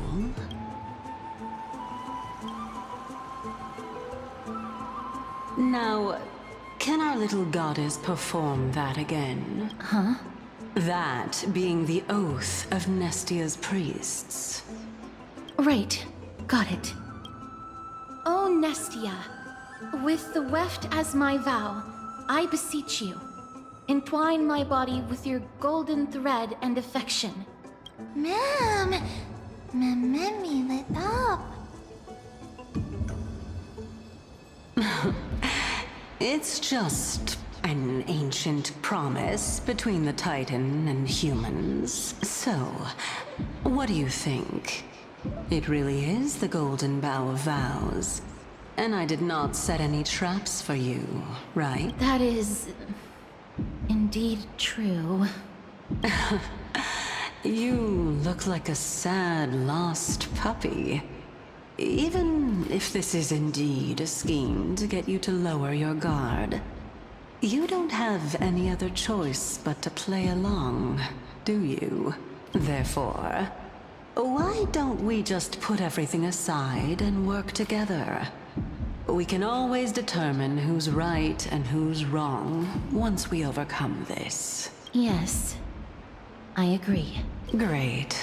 Then, let's ride the water wheel. However, giving us half-truths is not the right attitude for cooperation. Furthermore, according to the principle of equivalent exchange, since we have passed your so-called trial, isn't it time for you to make your intentions clear to us? Ah. I really can't bear to look at your sad expressions. Although you only cleared a simple trial, I'm willing to make an exception and treat you with sincerity. I'll allow each of you to ask a question. But not the little bunny. So, ask away. Memmy mem mem. Memmy mem mem mem. Memmy mem mem. Well, in that case, miss, please go ahead.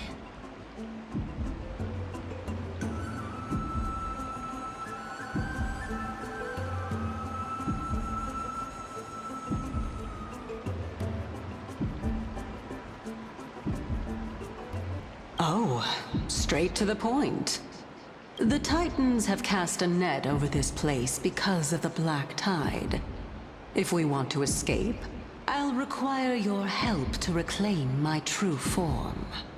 Well, it's your turn now, little goddess of death. My question is, was your previous answer the whole truth and nothing but the truth? There's no point in making this unnecessarily complicated. That applies to you as well. However, we do not harbor any hostility. We merely want to avoid any potential harm to us. Lady Calypso, if you want us to work together more effectively, I advise you to answer my question honestly. All right. I was completely truthful in my response just now. I have not deceived you, nor will I. With all due respect, omitting facts can also be considered deceit. Is that so? Regardless, I still stand by my previous response. Then please lead the way. After all, facts speak for themselves. The truth will come to light once we arrive at the Luminary Throne. All right, all right.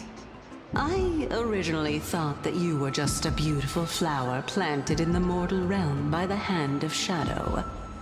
But now, I see you have some prickly thorns, too. I'll just consider that a compliment. Indeed. I'm complimenting your charming naivete.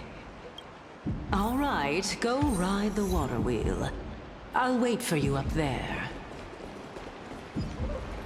Mem.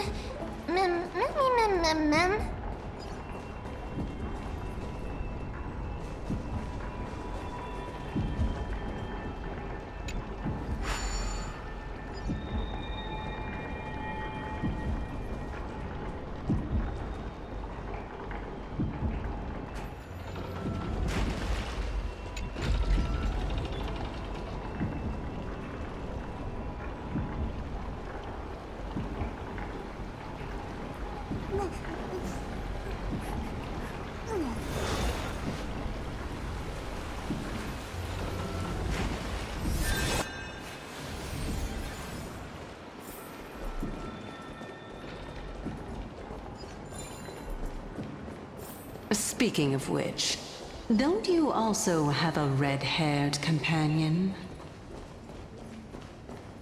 Mem. Not too much. It's just that I seem to hear the sound of a bee buzzing around. Lady, your metaphors are not worthy of praise at all.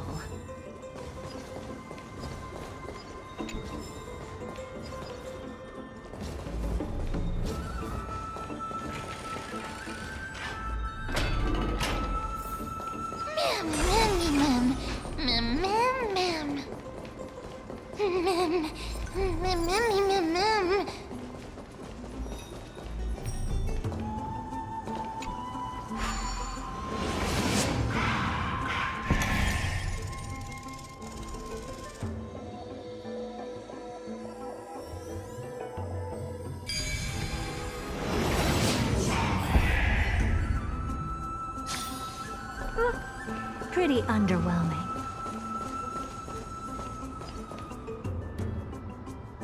Whoa! It's little Gray, little Cass, and the pink puppy! Lady Trienne, are you all right? Were you hurt? No, Trienne flew high up into the air so the monsters couldn't reach us.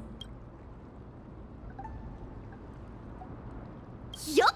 The spindle that Aggie gave us is so powerful that Trienne seems to have found Nax. He's near the treetop.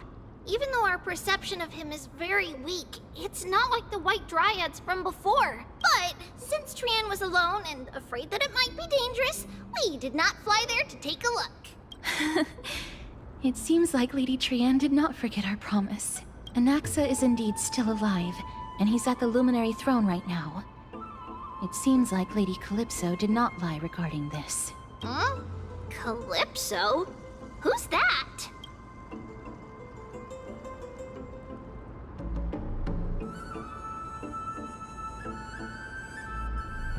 Oh, so you received help from a kind-hearted person.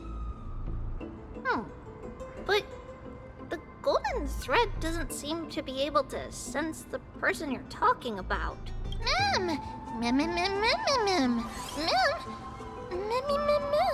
Coming and going without a trace. She's such a strange person. Oh! Actually, Trian also found this. Could this be related to the person you're talking about? This is a piece of burnt cloth. Yup! Trian found it on a branch not long ago. Trian even used the golden thread to search around and found that the entire grove is giving off a similar aura.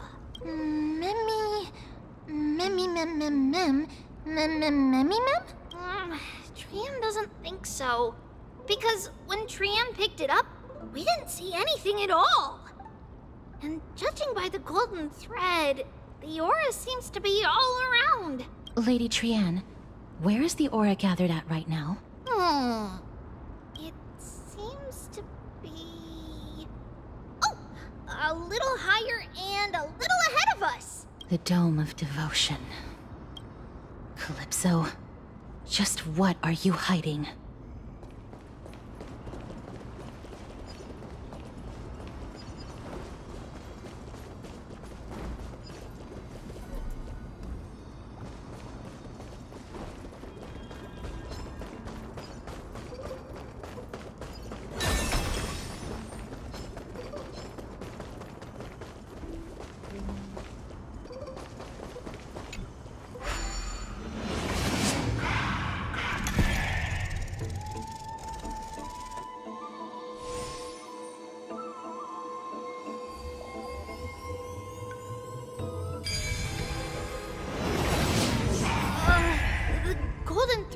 Vibrating more and more violently!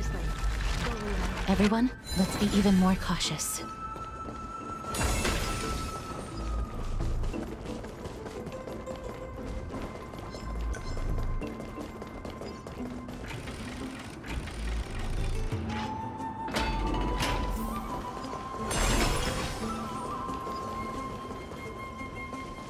There's no one... Hold on. The butterfly of divine mind is gone?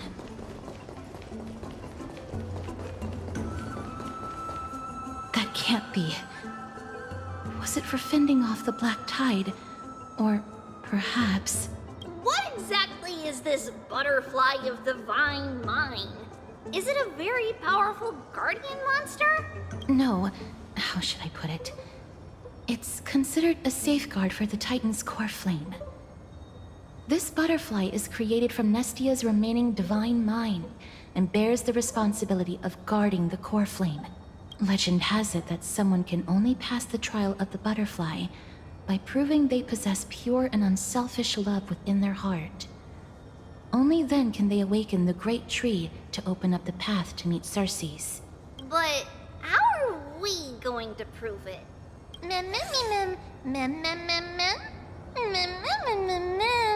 Sorry, but even I don't know how. After all, this is a secret among secrets that only a select few in the entire grove, and even Amphorius, know. Rather than worry about this, Lady Trian, did the golden thread react to anything around here? No. That unknown thing seems to be even farther ahead and higher up. Perhaps we can try again. Let's see if the butterfly will still react to the golden bough of vows despite having dissipated. If it's indeed the token mentioned in the legends, there should be a reaction.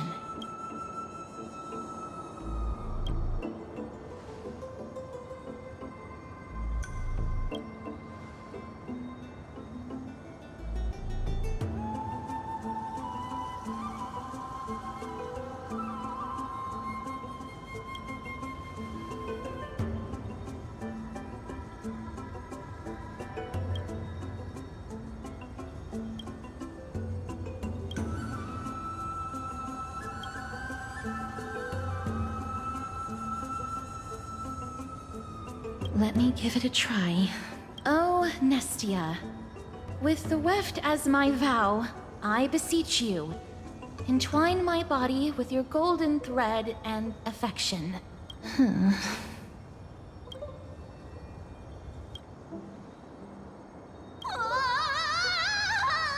Lady Trianne, and even Mem? Where have they disappeared to? Little Gray, little Cass, look over here, quick! Mummy is about to burst into flames!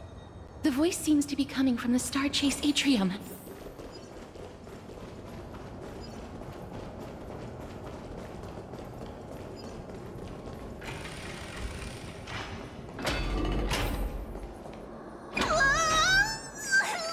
Little Gray, little Cass, it's bad. It's very bad! Mummy, I'm fine.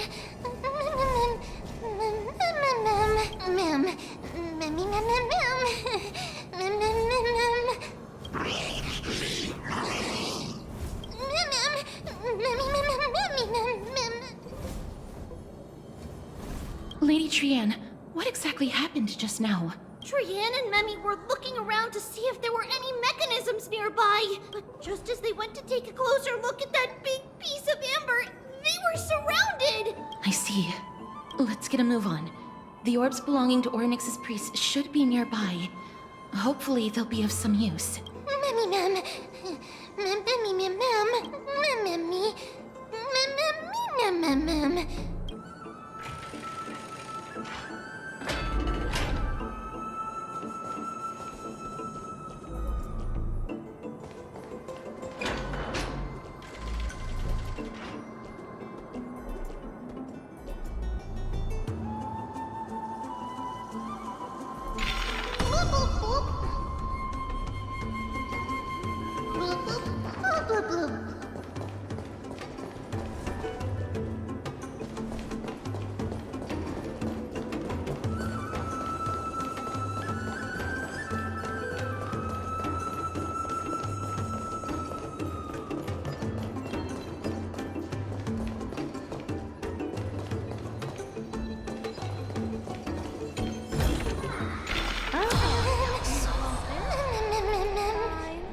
Take it and amuse yourself.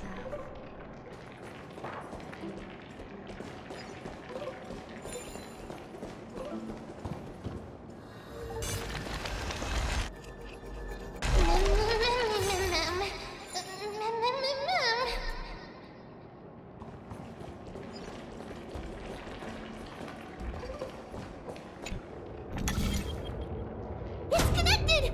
Let's hurry! Memmy is already bouncing around due to the heat!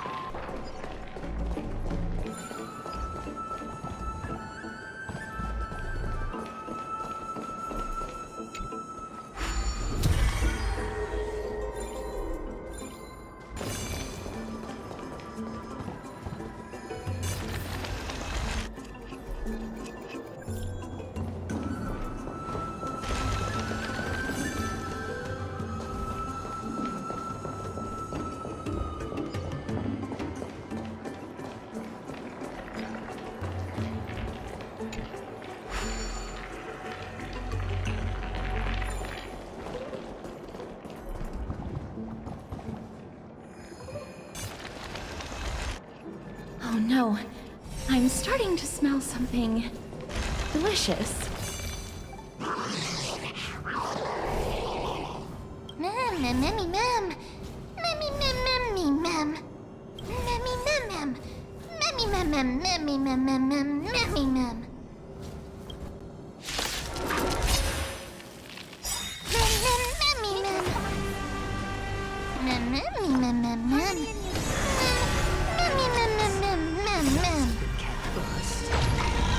Or maybe I'll take it all! Do you know who I am? This big diamond! It's all yours!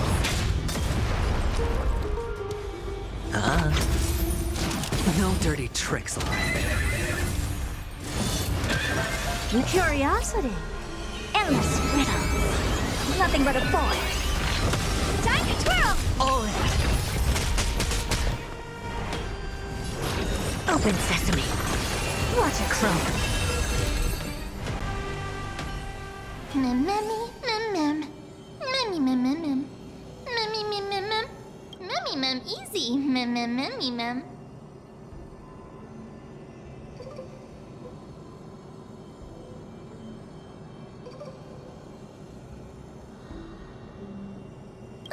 Mem, memmy, mem, mem, mem.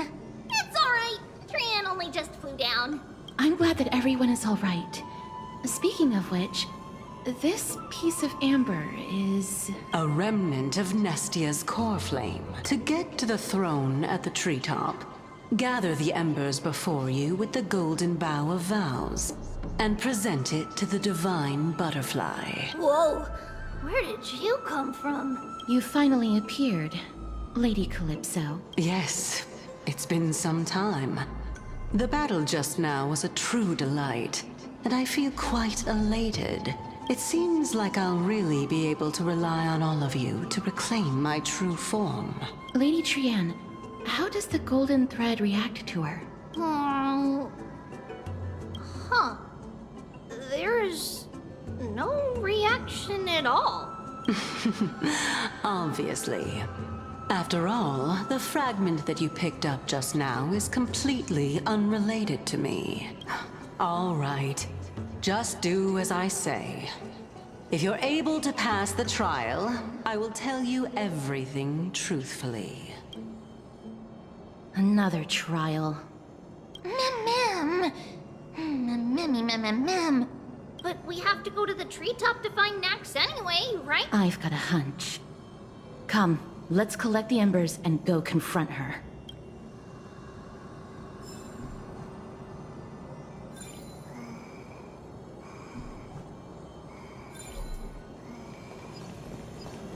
According to Calypso, we just have to gather the embers before us with the golden bough of vows.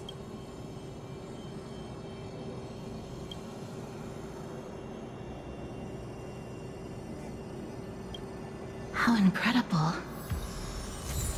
Memmy, memmy, mem?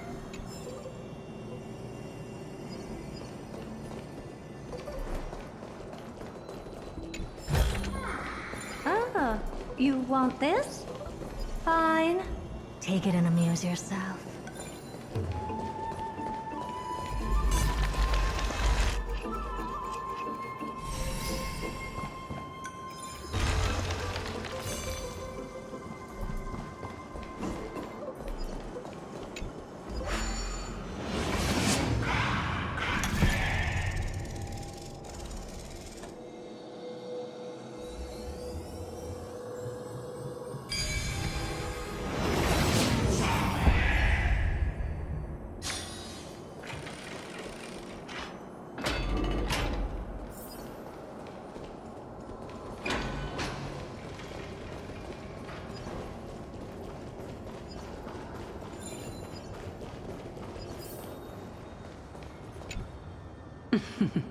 It seems like you managed to gather the embers. In that case, just offer it to the divine butterfly. It'll be fine.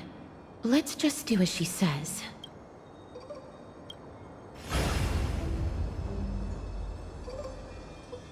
It's a success! Path has appeared! All of you have indeed passed the trial. The sound of a butterfly's wings.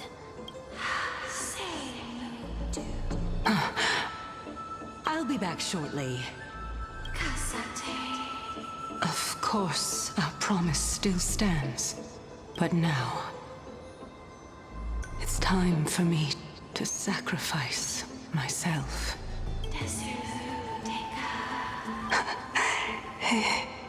If the West Wind ever ends, let that be the place where we reunite. Farewell, my love. Lady Calypso, this is... It's nothing much. Thank you so much for your help. now. It's time for me to fulfill my part of the promise. Well, in that case, I can start. You're actually Cersei's, right? Oh my. The children of humanity have passed the final trial at last. I was wondering when you were planning to expose me. How did you know? The riddle-like trials. Your distrustful yet sincere character, referring to Nestia as your love, and the head of the Litophagus is actually called Medea and not Calypso. Since you knew from the start that I was not who I said I was, why did you wait until now to expose me? Because I did not believe that Cersei's would walk this world in a human form. I was also afraid that the Titans were under the control of the Black Tide and would do us harm. Also, to make a claim, one must have evidence. This is the precious knowledge that I acquired during my time at the Grove. Excellent. To think we were able to gain a new chance at life in the midst of death. Fate truly is a mysterious thing. Well, shouldn't you also tell us why you went through all the trouble of setting up these riddles? Oh, the reason's quite simple. I needed your help, and just like how you were wary of me, I had to ensure that you were not villains who were trying to get their hands on the core flame. I also had to ascertain that you were capable of dealing with the threat at hand. Is this threat related to the Black Tide? Indeed, and it's even more related to that lost item from before. Its owner is a quiet and paranoid hunter who seems to have been reborn from the Black Tide and is attacking along with it. As I could not do anything about him, I split my body up and escaped to avoid harm. I bided my time for a chance to seek assistance. Unfortunately, this was not a sustainable long-term plan. What you mean is that you hid your own core flame? Indeed. I split it into 3. I hid one within the Golden Bough of Vows, and sealed another in the amber, along with Nestia's remaining embers. As for the last one, it's currently in Anaxa's body, which is in dire need of repair. What? Do you mean that you're using such a method? After all, the scholars of the Grove have always been willing to lay down their lives to defend my core flame. As a respected god, it would be too embarrassing if I were to do nothing and simply watch the children of humanity give up their lives for me, especially that heretic named Anaxa. He did not even hesitate to tear his soul apart and use it to perform a miracle. He trapped all the creations of the Black Tide within the Grove so that they would not be able to harm others. His way of thinking was so out of the ordinary that I felt it would be a waste for him to meet his demise in the Black Tide. And so, I decided to save his life. Of course, this also meant that I was able to conceal myself and remain hidden. Well, that's also an equivalent exchange, right?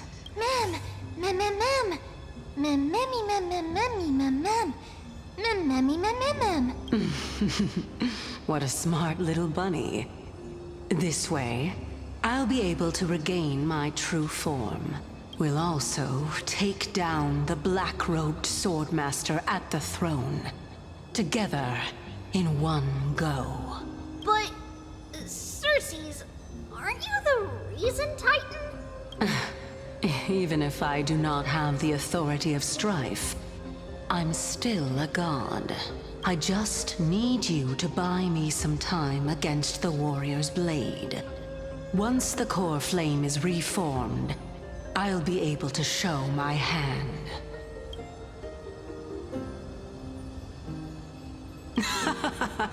Excellent. Then just continue climbing to reach my throne. Turn the golden bough of vows into firewood to reignite the core flame of reason.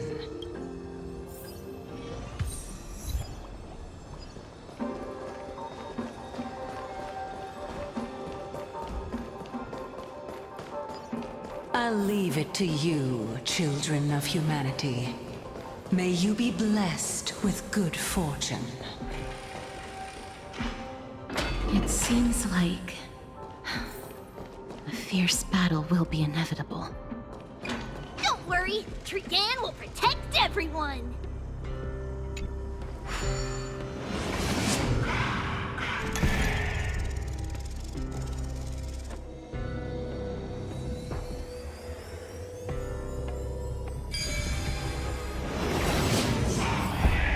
Ahead lies the Luminary Throne, and also the battlefield that we're about to step onto. Mem, Memmy, what's wrong?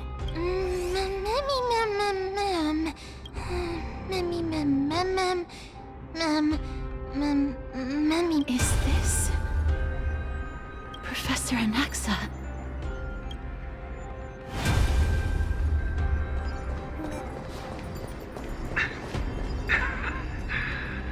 My eyes can no longer see.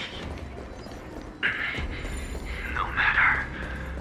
All I have to do is to place this body at the core of the array. For the sake of Emporius. Die with me, Titan.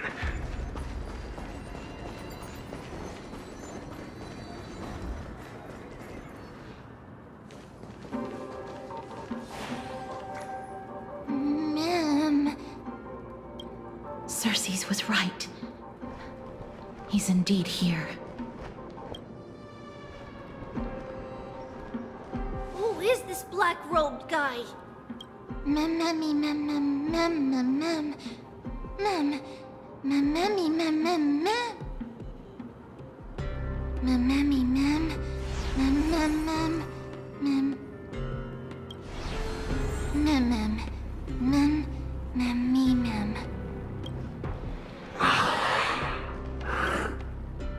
Everyone, brace yourself. This must be the hunter reborn from the black tide that Cersei's was talking about. The black sword and cloak. The owner of the piece of cloth. The north wind that sent over the deathly fog of Thanatos. You're not demigods. Stand down or die. Run! Mem.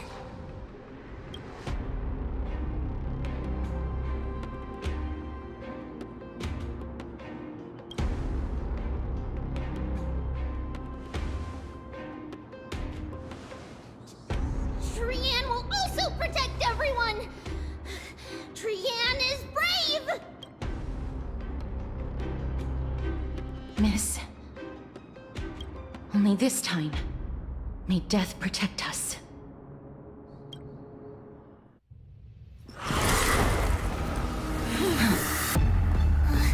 Be careful. One slash. 2 slashes.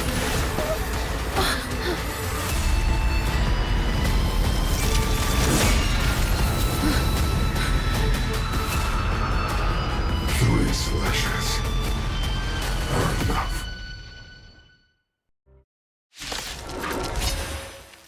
Who exactly are you? Dangerous thoughts. The harmony will soon play in unison. The dice have been cast. Bust. Or maybe I'll take it all. Watch your head.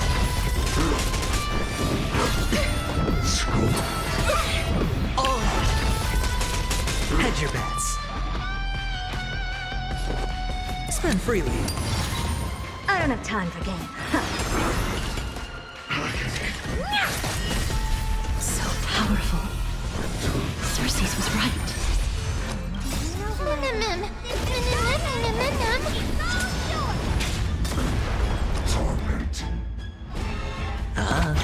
I hope for an end to strife in the world. Never seen perfection before. Expand your thinking. Watch your head. Curiosity is a dangerous thing. Endless riddle. Nothing but a boy. The dice have been cast. Bust. Or maybe I'll take it all. Oh. Right. So stars echo. No more time. Offer your souls to the fire. Not good. Be reduced to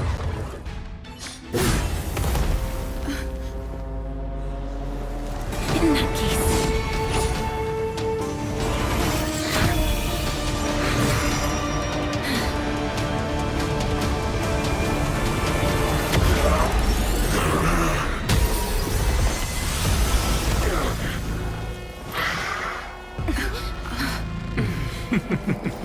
Can't be killed in a single blow. You are indeed no ordinary human.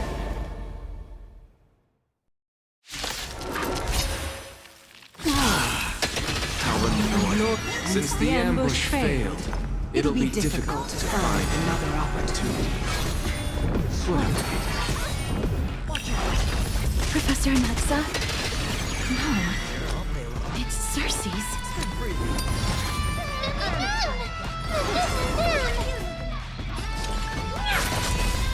this world. Return to victory. May song bring us The victory. dice have been cast. Bust. Or maybe I'll take it all. Oh.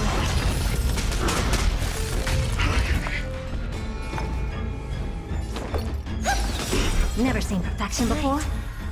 Stars echo. No more time. Expand your thinking.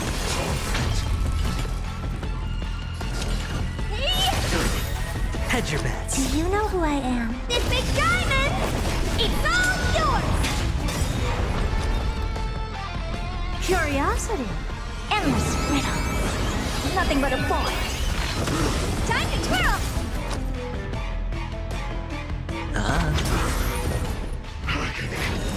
Open sesame. Watch it crow. Return to victory. Watch your head. Everyone, watch each other's back.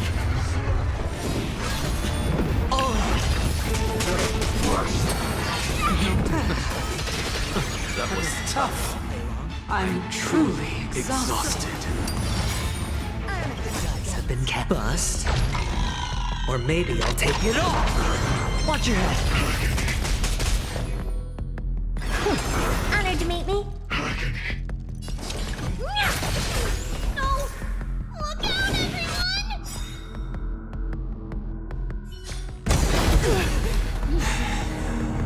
This is bad. Century Gate, open!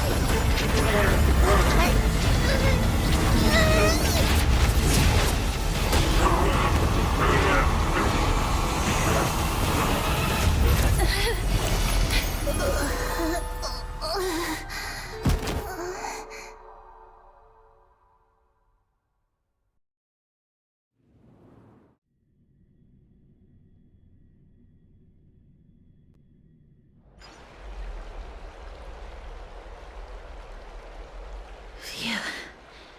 That was a close call. Thank goodness that we returned to Akama unharmed.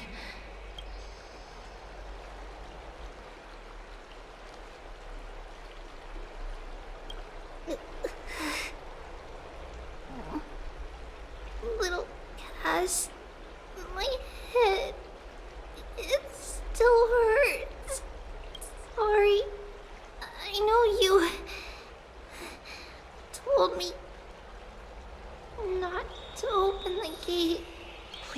blame yourself, Lady Trianne. If it weren't for you, we would have already met our end at the Grove. I feel awful.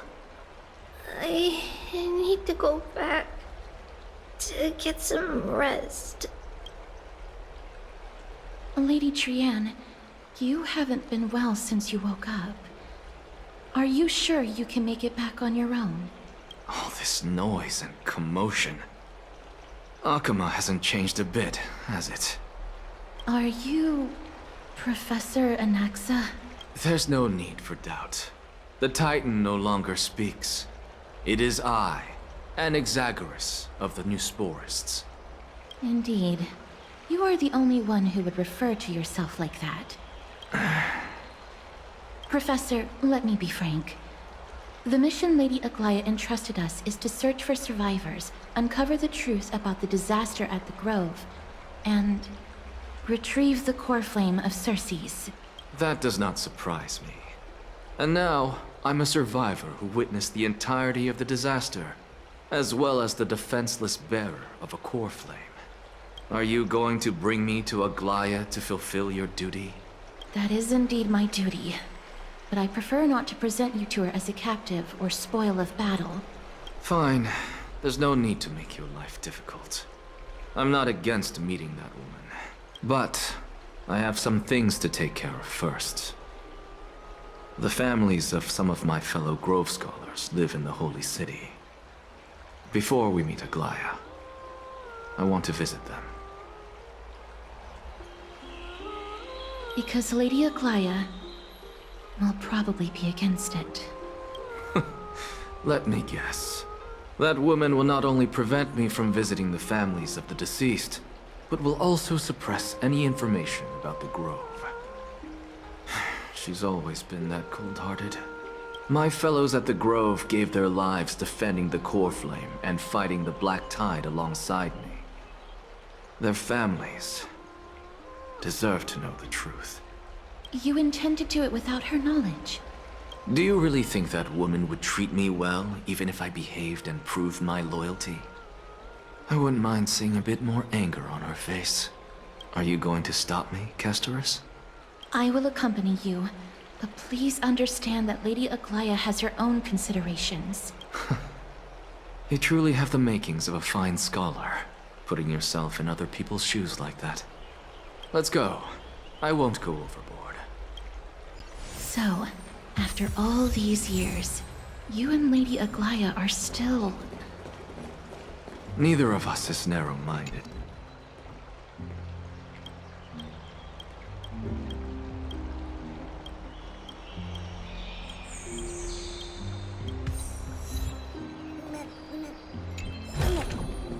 Oh.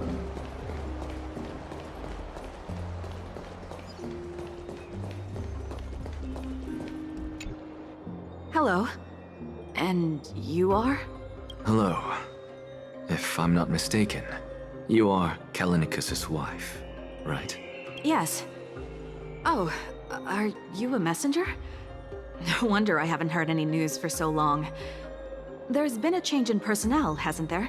Ma'am, Callinicus passed away a few days ago, defending the Grove against the Black Tide. So... did he manage to defend the Grove? Huh?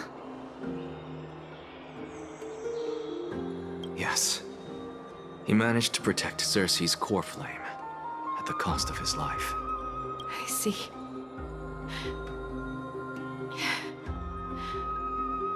I'll select some of his possessions and pick a nice resting place for him. Please let us know if you need any help, ma'am. I come from Kremnos. Death and sacrifice are things I've learned to face with composure. You know, Callinicus, even though he was a scholar, he'd always ask me to teach him how to fight whenever he came back. Isn't it funny that a Chrysos heir like him wants to learn from an ordinary person like me? I've been prepared for this for a long time. In times like these, any ordinary goodbye might just turn out to be a final farewell. I'm really sorry. There's nothing to be sorry for. I was once a warrior, and I'll find my way back to the battlefield someday. With the coming coronation of the new king of Kremnos, I'll take up my lance against the creatures of the Black Tide, and seek vengeance for my husband.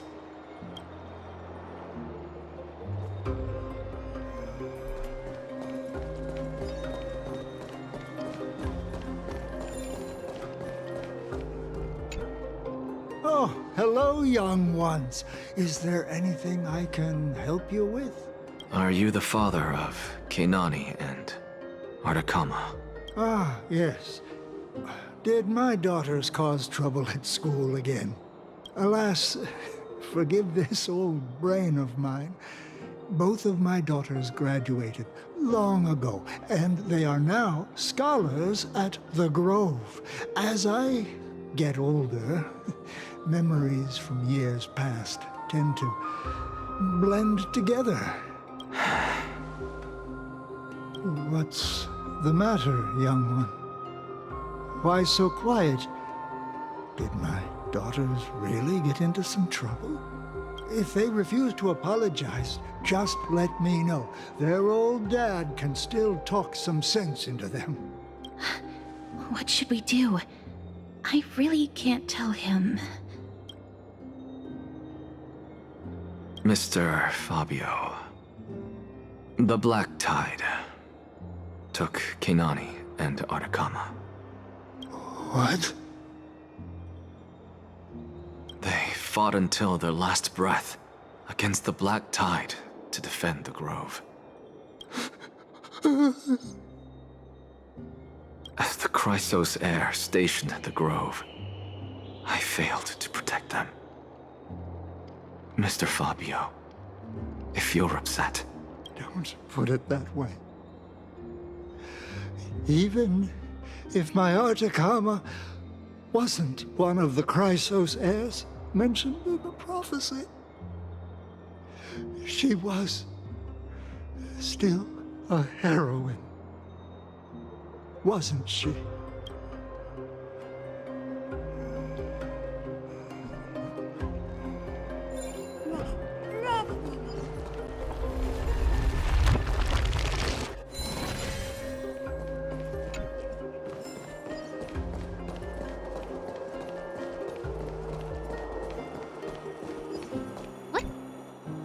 What's wrong? I'm busy.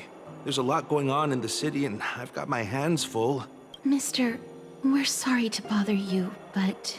No, wait, Lady Casters, did Lady Aglaia send you because of some mistake I made at work? Keep your cool, Titus. I'm Anaxagoras from the Grove of Epiphany, and a colleague of your father, Old Titus. A few days ago, your father passed away. Wait, what? My old man died?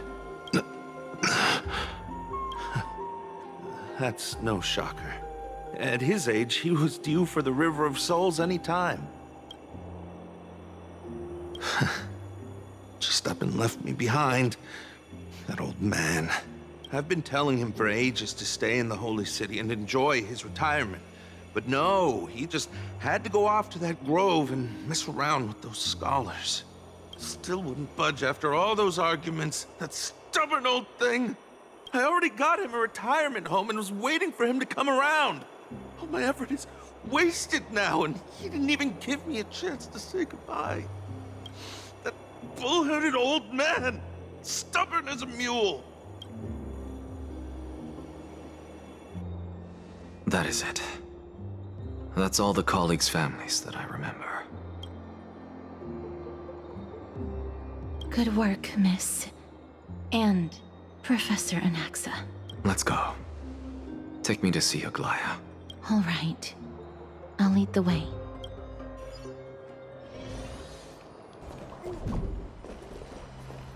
Miss Casters, my lady, you're back. Hello. We have an important matter to discuss with Lady Aglaia.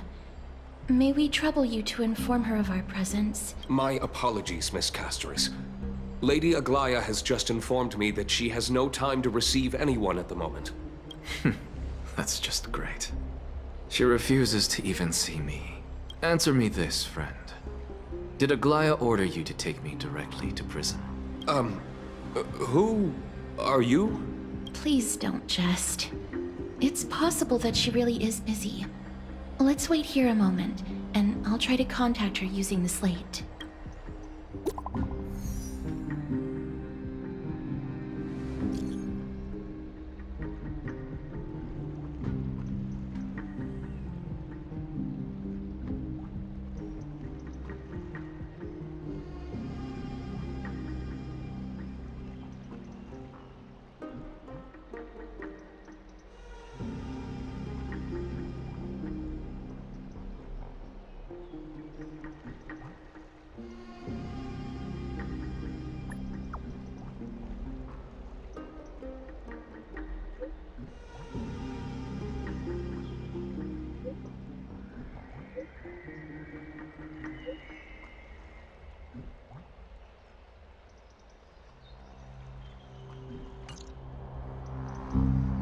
It's fortunate we don't have to confront that woman while I'm hauling around this sick body.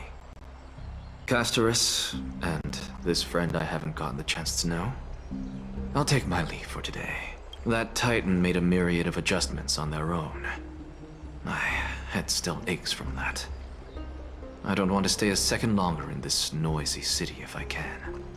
Please be careful. Akama isn't the Grove. This place is covered by her golden threads. I know. That woman is extremely confident I won't escape her grasp. Don't worry. As I said before, I'll mind my behavior. Miss, so many unexpected things happened on our journey to the Grove. We truly had no intention of putting you in danger, let alone face the Black Tide head-on.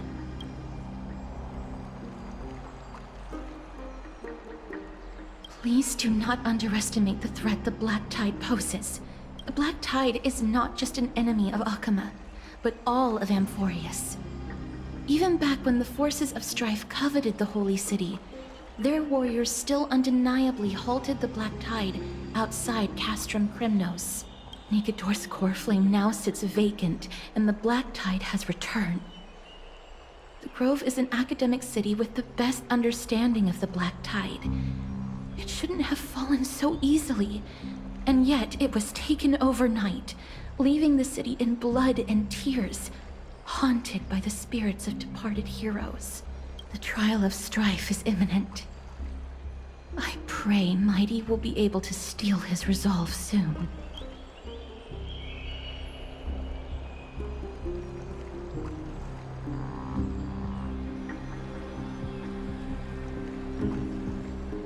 Lady Tribbie once traveled across thousands of cities in Amphorius to repel the Black Tide.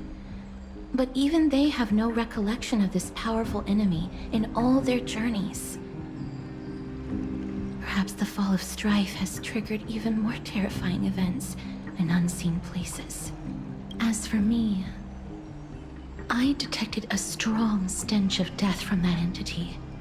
But it wasn't because it had a connection with Thanatos. I'm afraid it's purely because it has sent countless others to their deaths.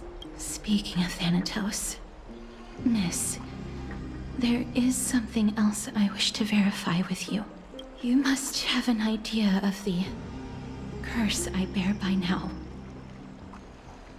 I was born as the shadow of death, a poison shunned by all living beings. Yet when you caught me in the Grove, I'm curious why you weren't affected by my power, Miss.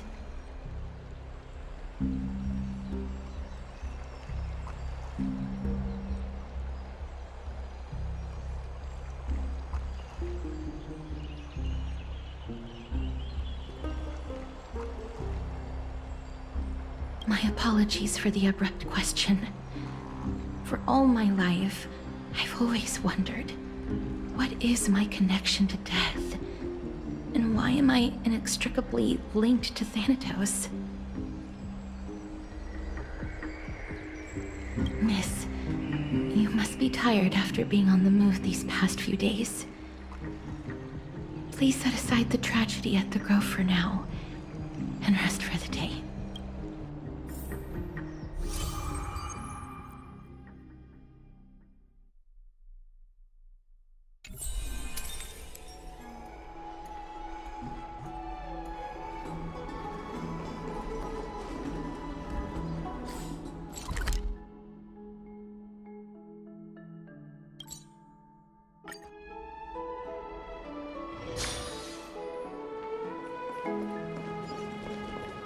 I'd love to go in and take a look.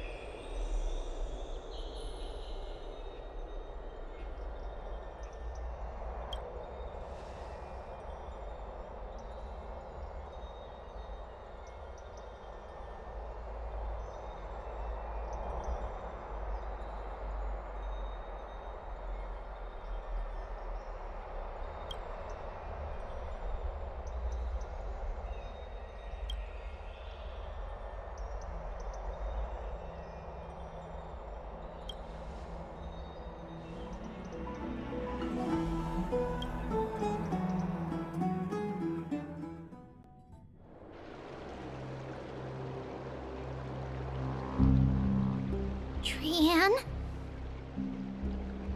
What's wrong?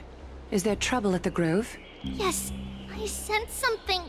It was fleeting, but very strong. It feels like they're in some big trouble. Trianne used the Century Gate again. Can you see what's actually happening?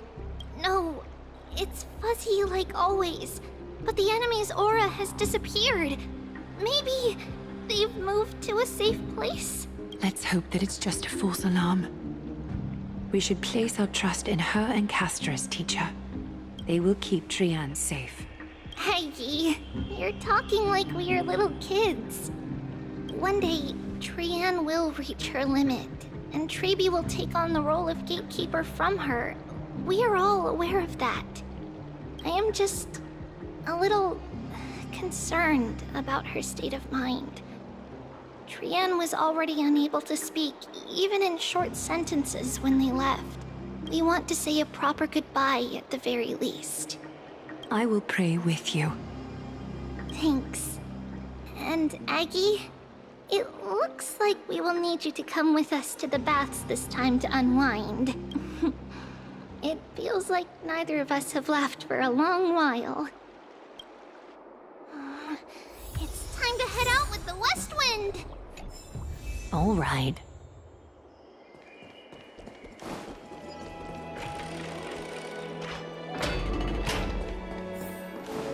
Here's really hot and heavy. Has it always been like this? Is someone injured over... What happened here? Watch out! Watch out! For the Cremnoan! Cremnoan? This is their doing? Aggie, now's not the time to dwell on that. Let's help the injured people first. Excuse me! Coming through! Oh, you two are here as well. That's a relief. Even the Twilight Courtyard is involved? What in the world happened here? I actually just came to relax. But as soon as I got here, I saw all these people lying on the ground. I've examined them, and they don't seem to be seriously ill. It feels like they've just spent too much time in the hot water. Multiple individuals fainting simultaneously from the hot pool steam? Where is the manager of the Bards? He disappeared, and no one knows where he's gone to. Some people have been saying that the Kremnoans are behind this. Lady Aglaya, what do you think about this? Let these people rest. The two of you, please come with me. Have you thought of something, Aggie? Yes. While their intentions elude me, it's time to bring this farce to a close. What's going on?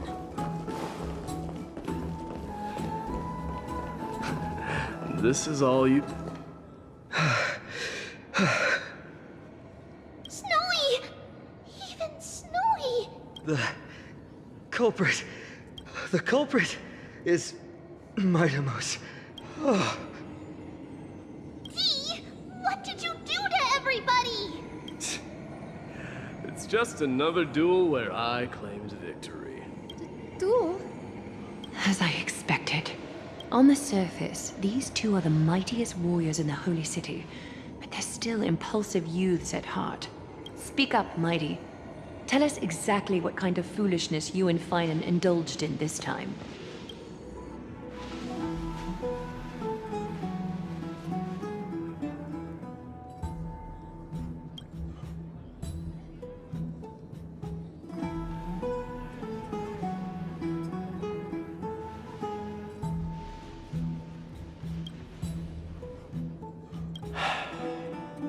No, none of those sound right.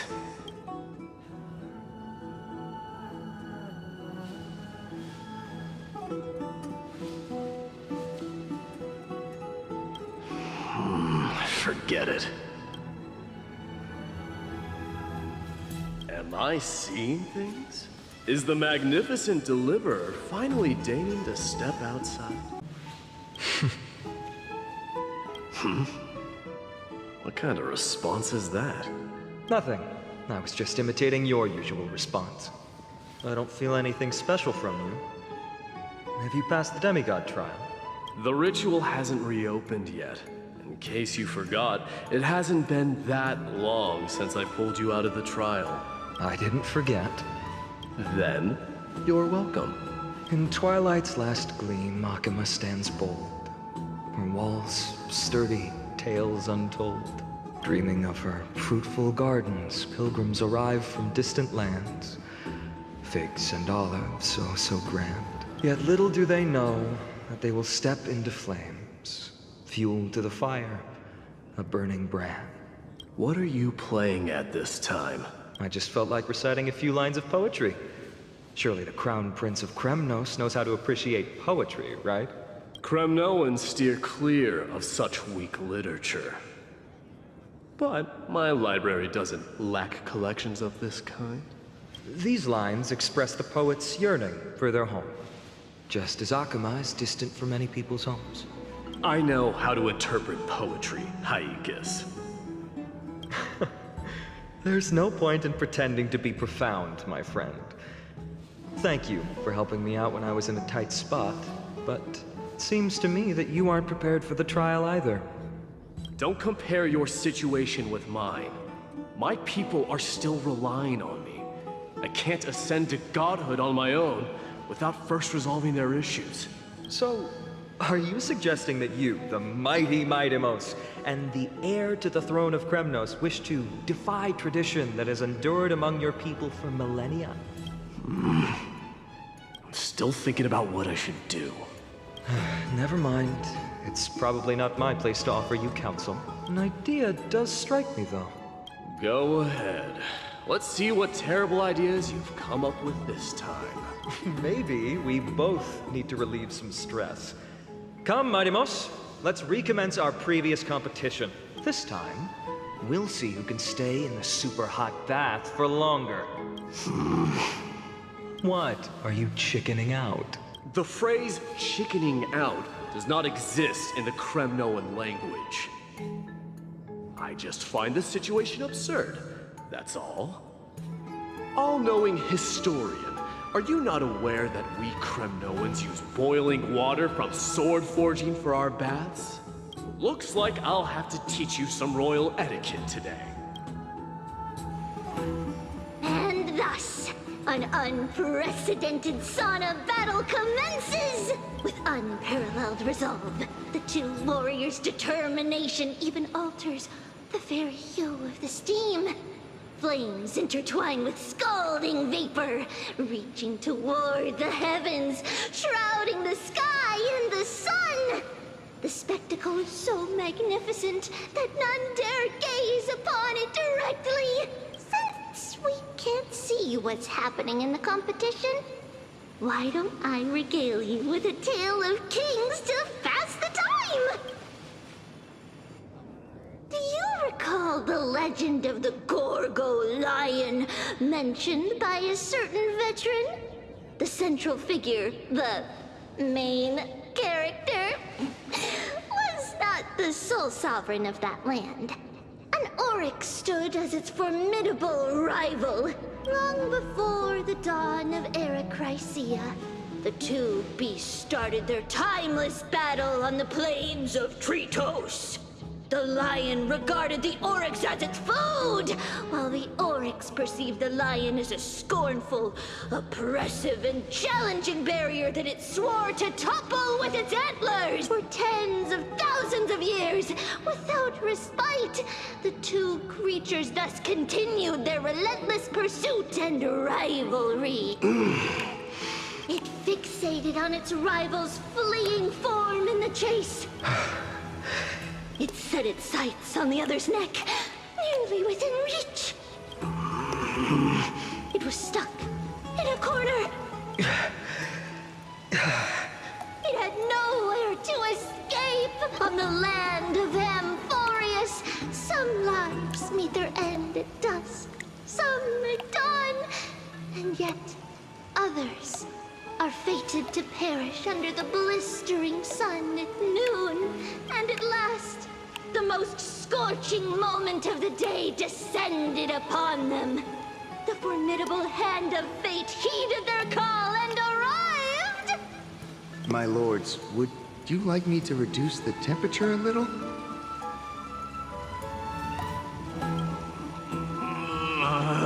What?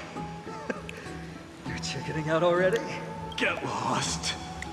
Are you asking me to get lost, or... Whatever. Oh, please, forgive my presumptuousness, my lords.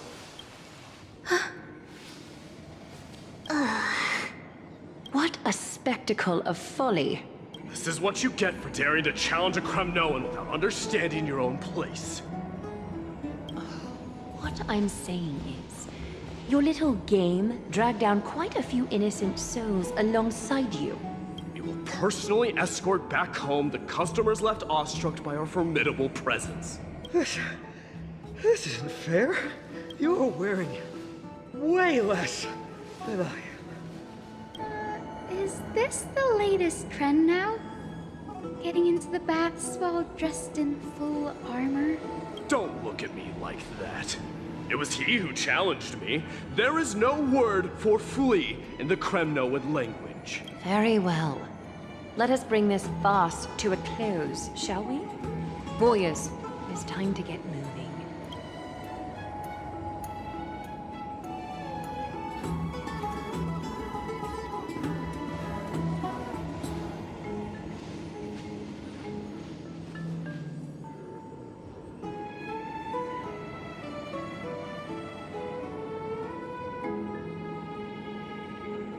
Alas, the flame chase journey is destined to be a lengthy one, replete with obstacles.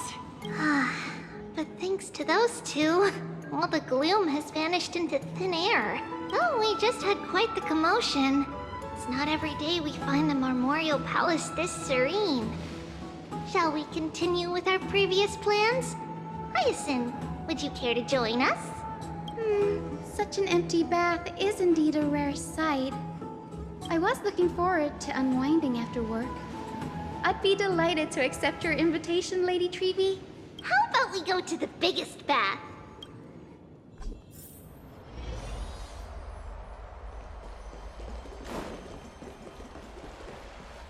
Let me check.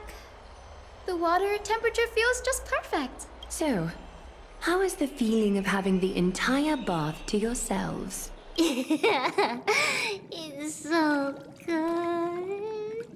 But, Lady Tribbie, aren't you going to soak in the bath with us?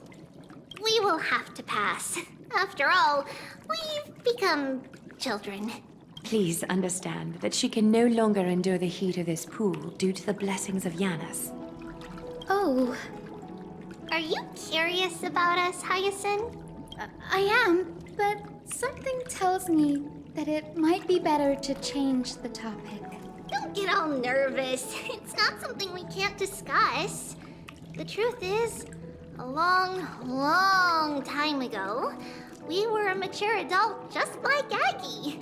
Then, because of reasons, we inherited Yanis's divinity and gained the power of passage. And in return, the price we had to pay was the splitting of our soul. Each opening of the Century Gate intensifies the strain on Tribbie and the others. They are gradually regressing towards infancy, both in body and mind. We don't know what awaits us at the end either, but anyway, that's why we've turned into children. In that case, when you opened that giant Century Gate above Akuma during the battle against Nikador, well, there's no way around it. We all know that the flame chase journey won't be a smooth ride. Maybe we can find a way to fix it. The primary research focus of Noosporists is the soul. We explore its depletion and methods to restore dispersed souls. As long as research continues, there might be a breakthrough that can help. We will do everything we can. So your first reaction is in fact denial. You're indeed an anaxa student. I look forward to your good news, Hyacinth. Now there's another reason to look forward to tomorrow. Lady Tribbie, what's wrong? Something's off. It's that strong feeling again. Is it Trian? Wait, no. It's not Trian this time. It's Trinan. Trinan is in danger.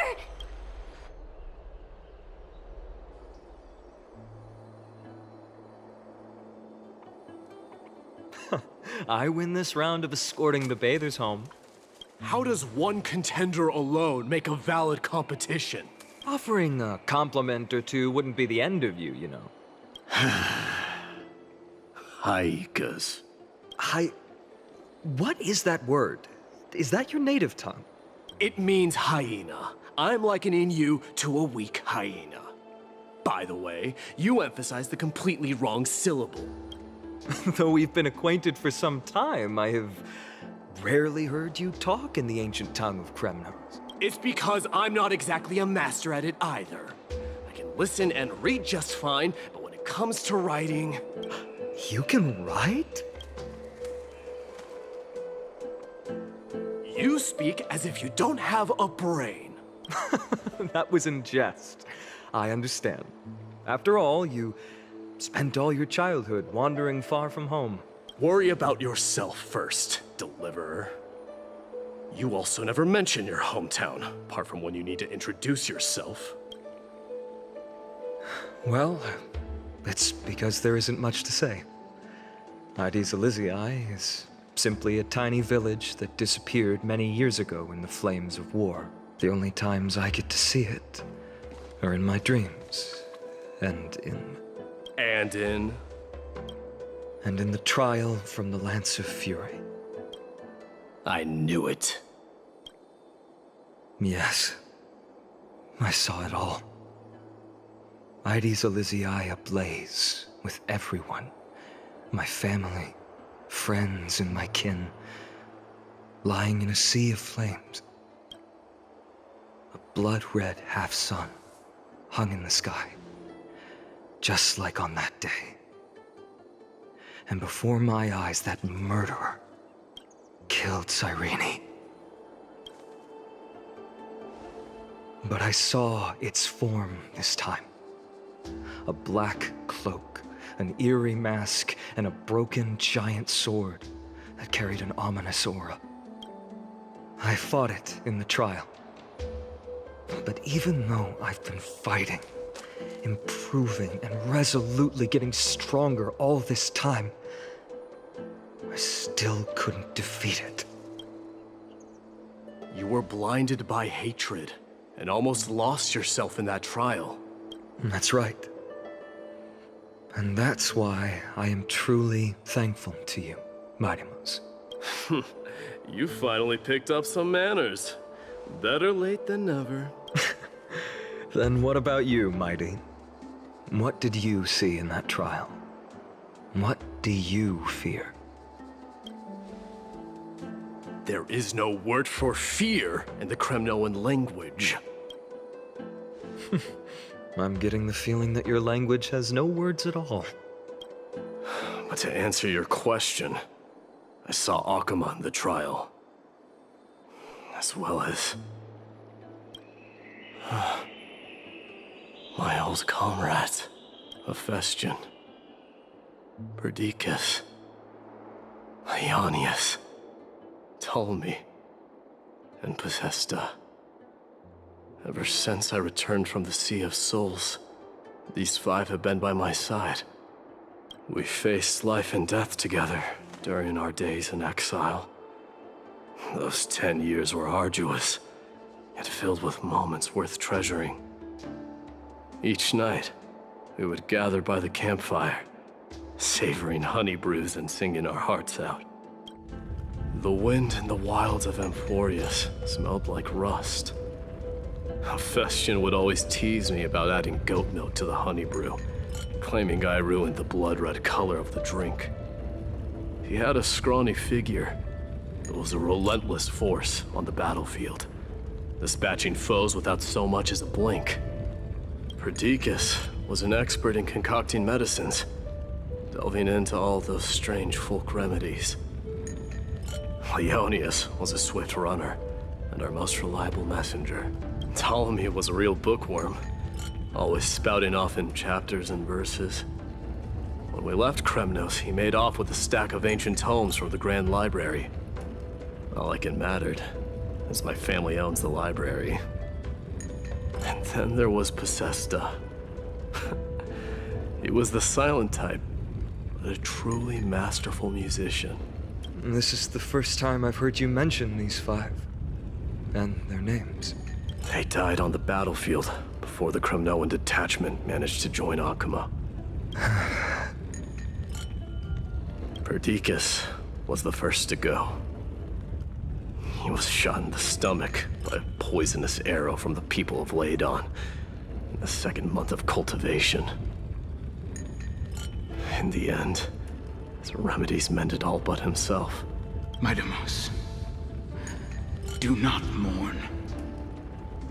I have achieved honor by bestowing a noble death upon the enemy. Leonius died in the 5th winter. Idonia's snowstorm lasted 3 full months. On the night of the fiercest storm, our foes launched their assault. Idonia? Is that the city Castorus used to live in? Yes. Those zealots were as fearless as Kremnoans in the face of death. But they lacked respect for honor. They cornered us in the bottomless swamp. Leonius covered for our retreat. And they cut his legs off. He vanished into the mire of a foreign land, his body never to be recovered. This is perfect.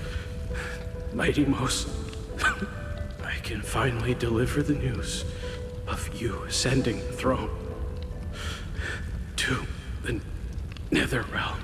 20 dusks later, we finally breached the walls of Idonia and entertained the usurper's plea for peace. However, the rebels refused to surrender and set up an ambush within the city. Ptolemy and his cavalry met their end before they could even relish our triumph. Those obelisks that collapsed after being set on fire became their final resting place. Mightymouse, please tell my family. It was not cunning schemes that vanquished Ptolemy, but the immense weight of Amphorius' entire history. Then, it was Pacesta. He lured the enemies into the city of Aeneonis with his melodies, buying us invaluable time. Our enemies, consumed by indignation when they discovered the trick, set the entire city and my soldiers on fire. His final words were recorded on a small clay tablet, fractured by the flames. Mydei, don the crown. And at last, my most trusted friend, Hephaestion. He was supposed to stand by my side through it all. But a sudden relapse of his illness hit him on the eve of my duel against my father. He hid his condition from me. By the time I returned victorious, he had but a breath left in him. A Kremnoan dying on a sickbed. I would be a laughingstock to everyone.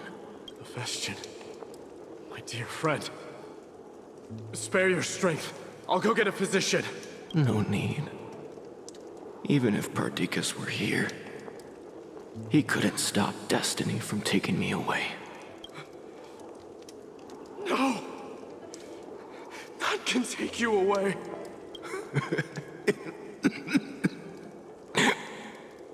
Mydei, our king, do not shed tears for me. It's not befitting of your status. Farewell, my dear friend. You must lead us back home. What a grave trial indeed. Now I understand why you see immortality as a defect, or even a curse. My father threw me into the sea of souls to break the wheel of karma. But little did he realize it would grant me an immortal body and summon a fated revenge on his head. Following his demise, I considered leading my people back to our homeland. Kremnos had already turned it into a wasteland. Only darkness and insanity thrived there, against the dissent of many, Crateros included. I made the Kremnoan detachment stay in Akama. But I know that their glory will never be doused out. The instant of strife shall inevitably arrive. If you take over Nikedor, then you must begin the journey back to your homeland. So, you hesitate because you think leaving your people in the Holy City is a better choice? I don't know. But I have never been crowned. And those 5 were never endowed with any titles.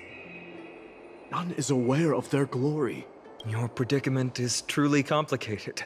I don't know how I can give you any useful advice. Maybe you could seek counsel from more people, such as the Grand Craftsman. Cartonis' people seem to have been through comparable dilemmas. And that teacher of yours, Crateros?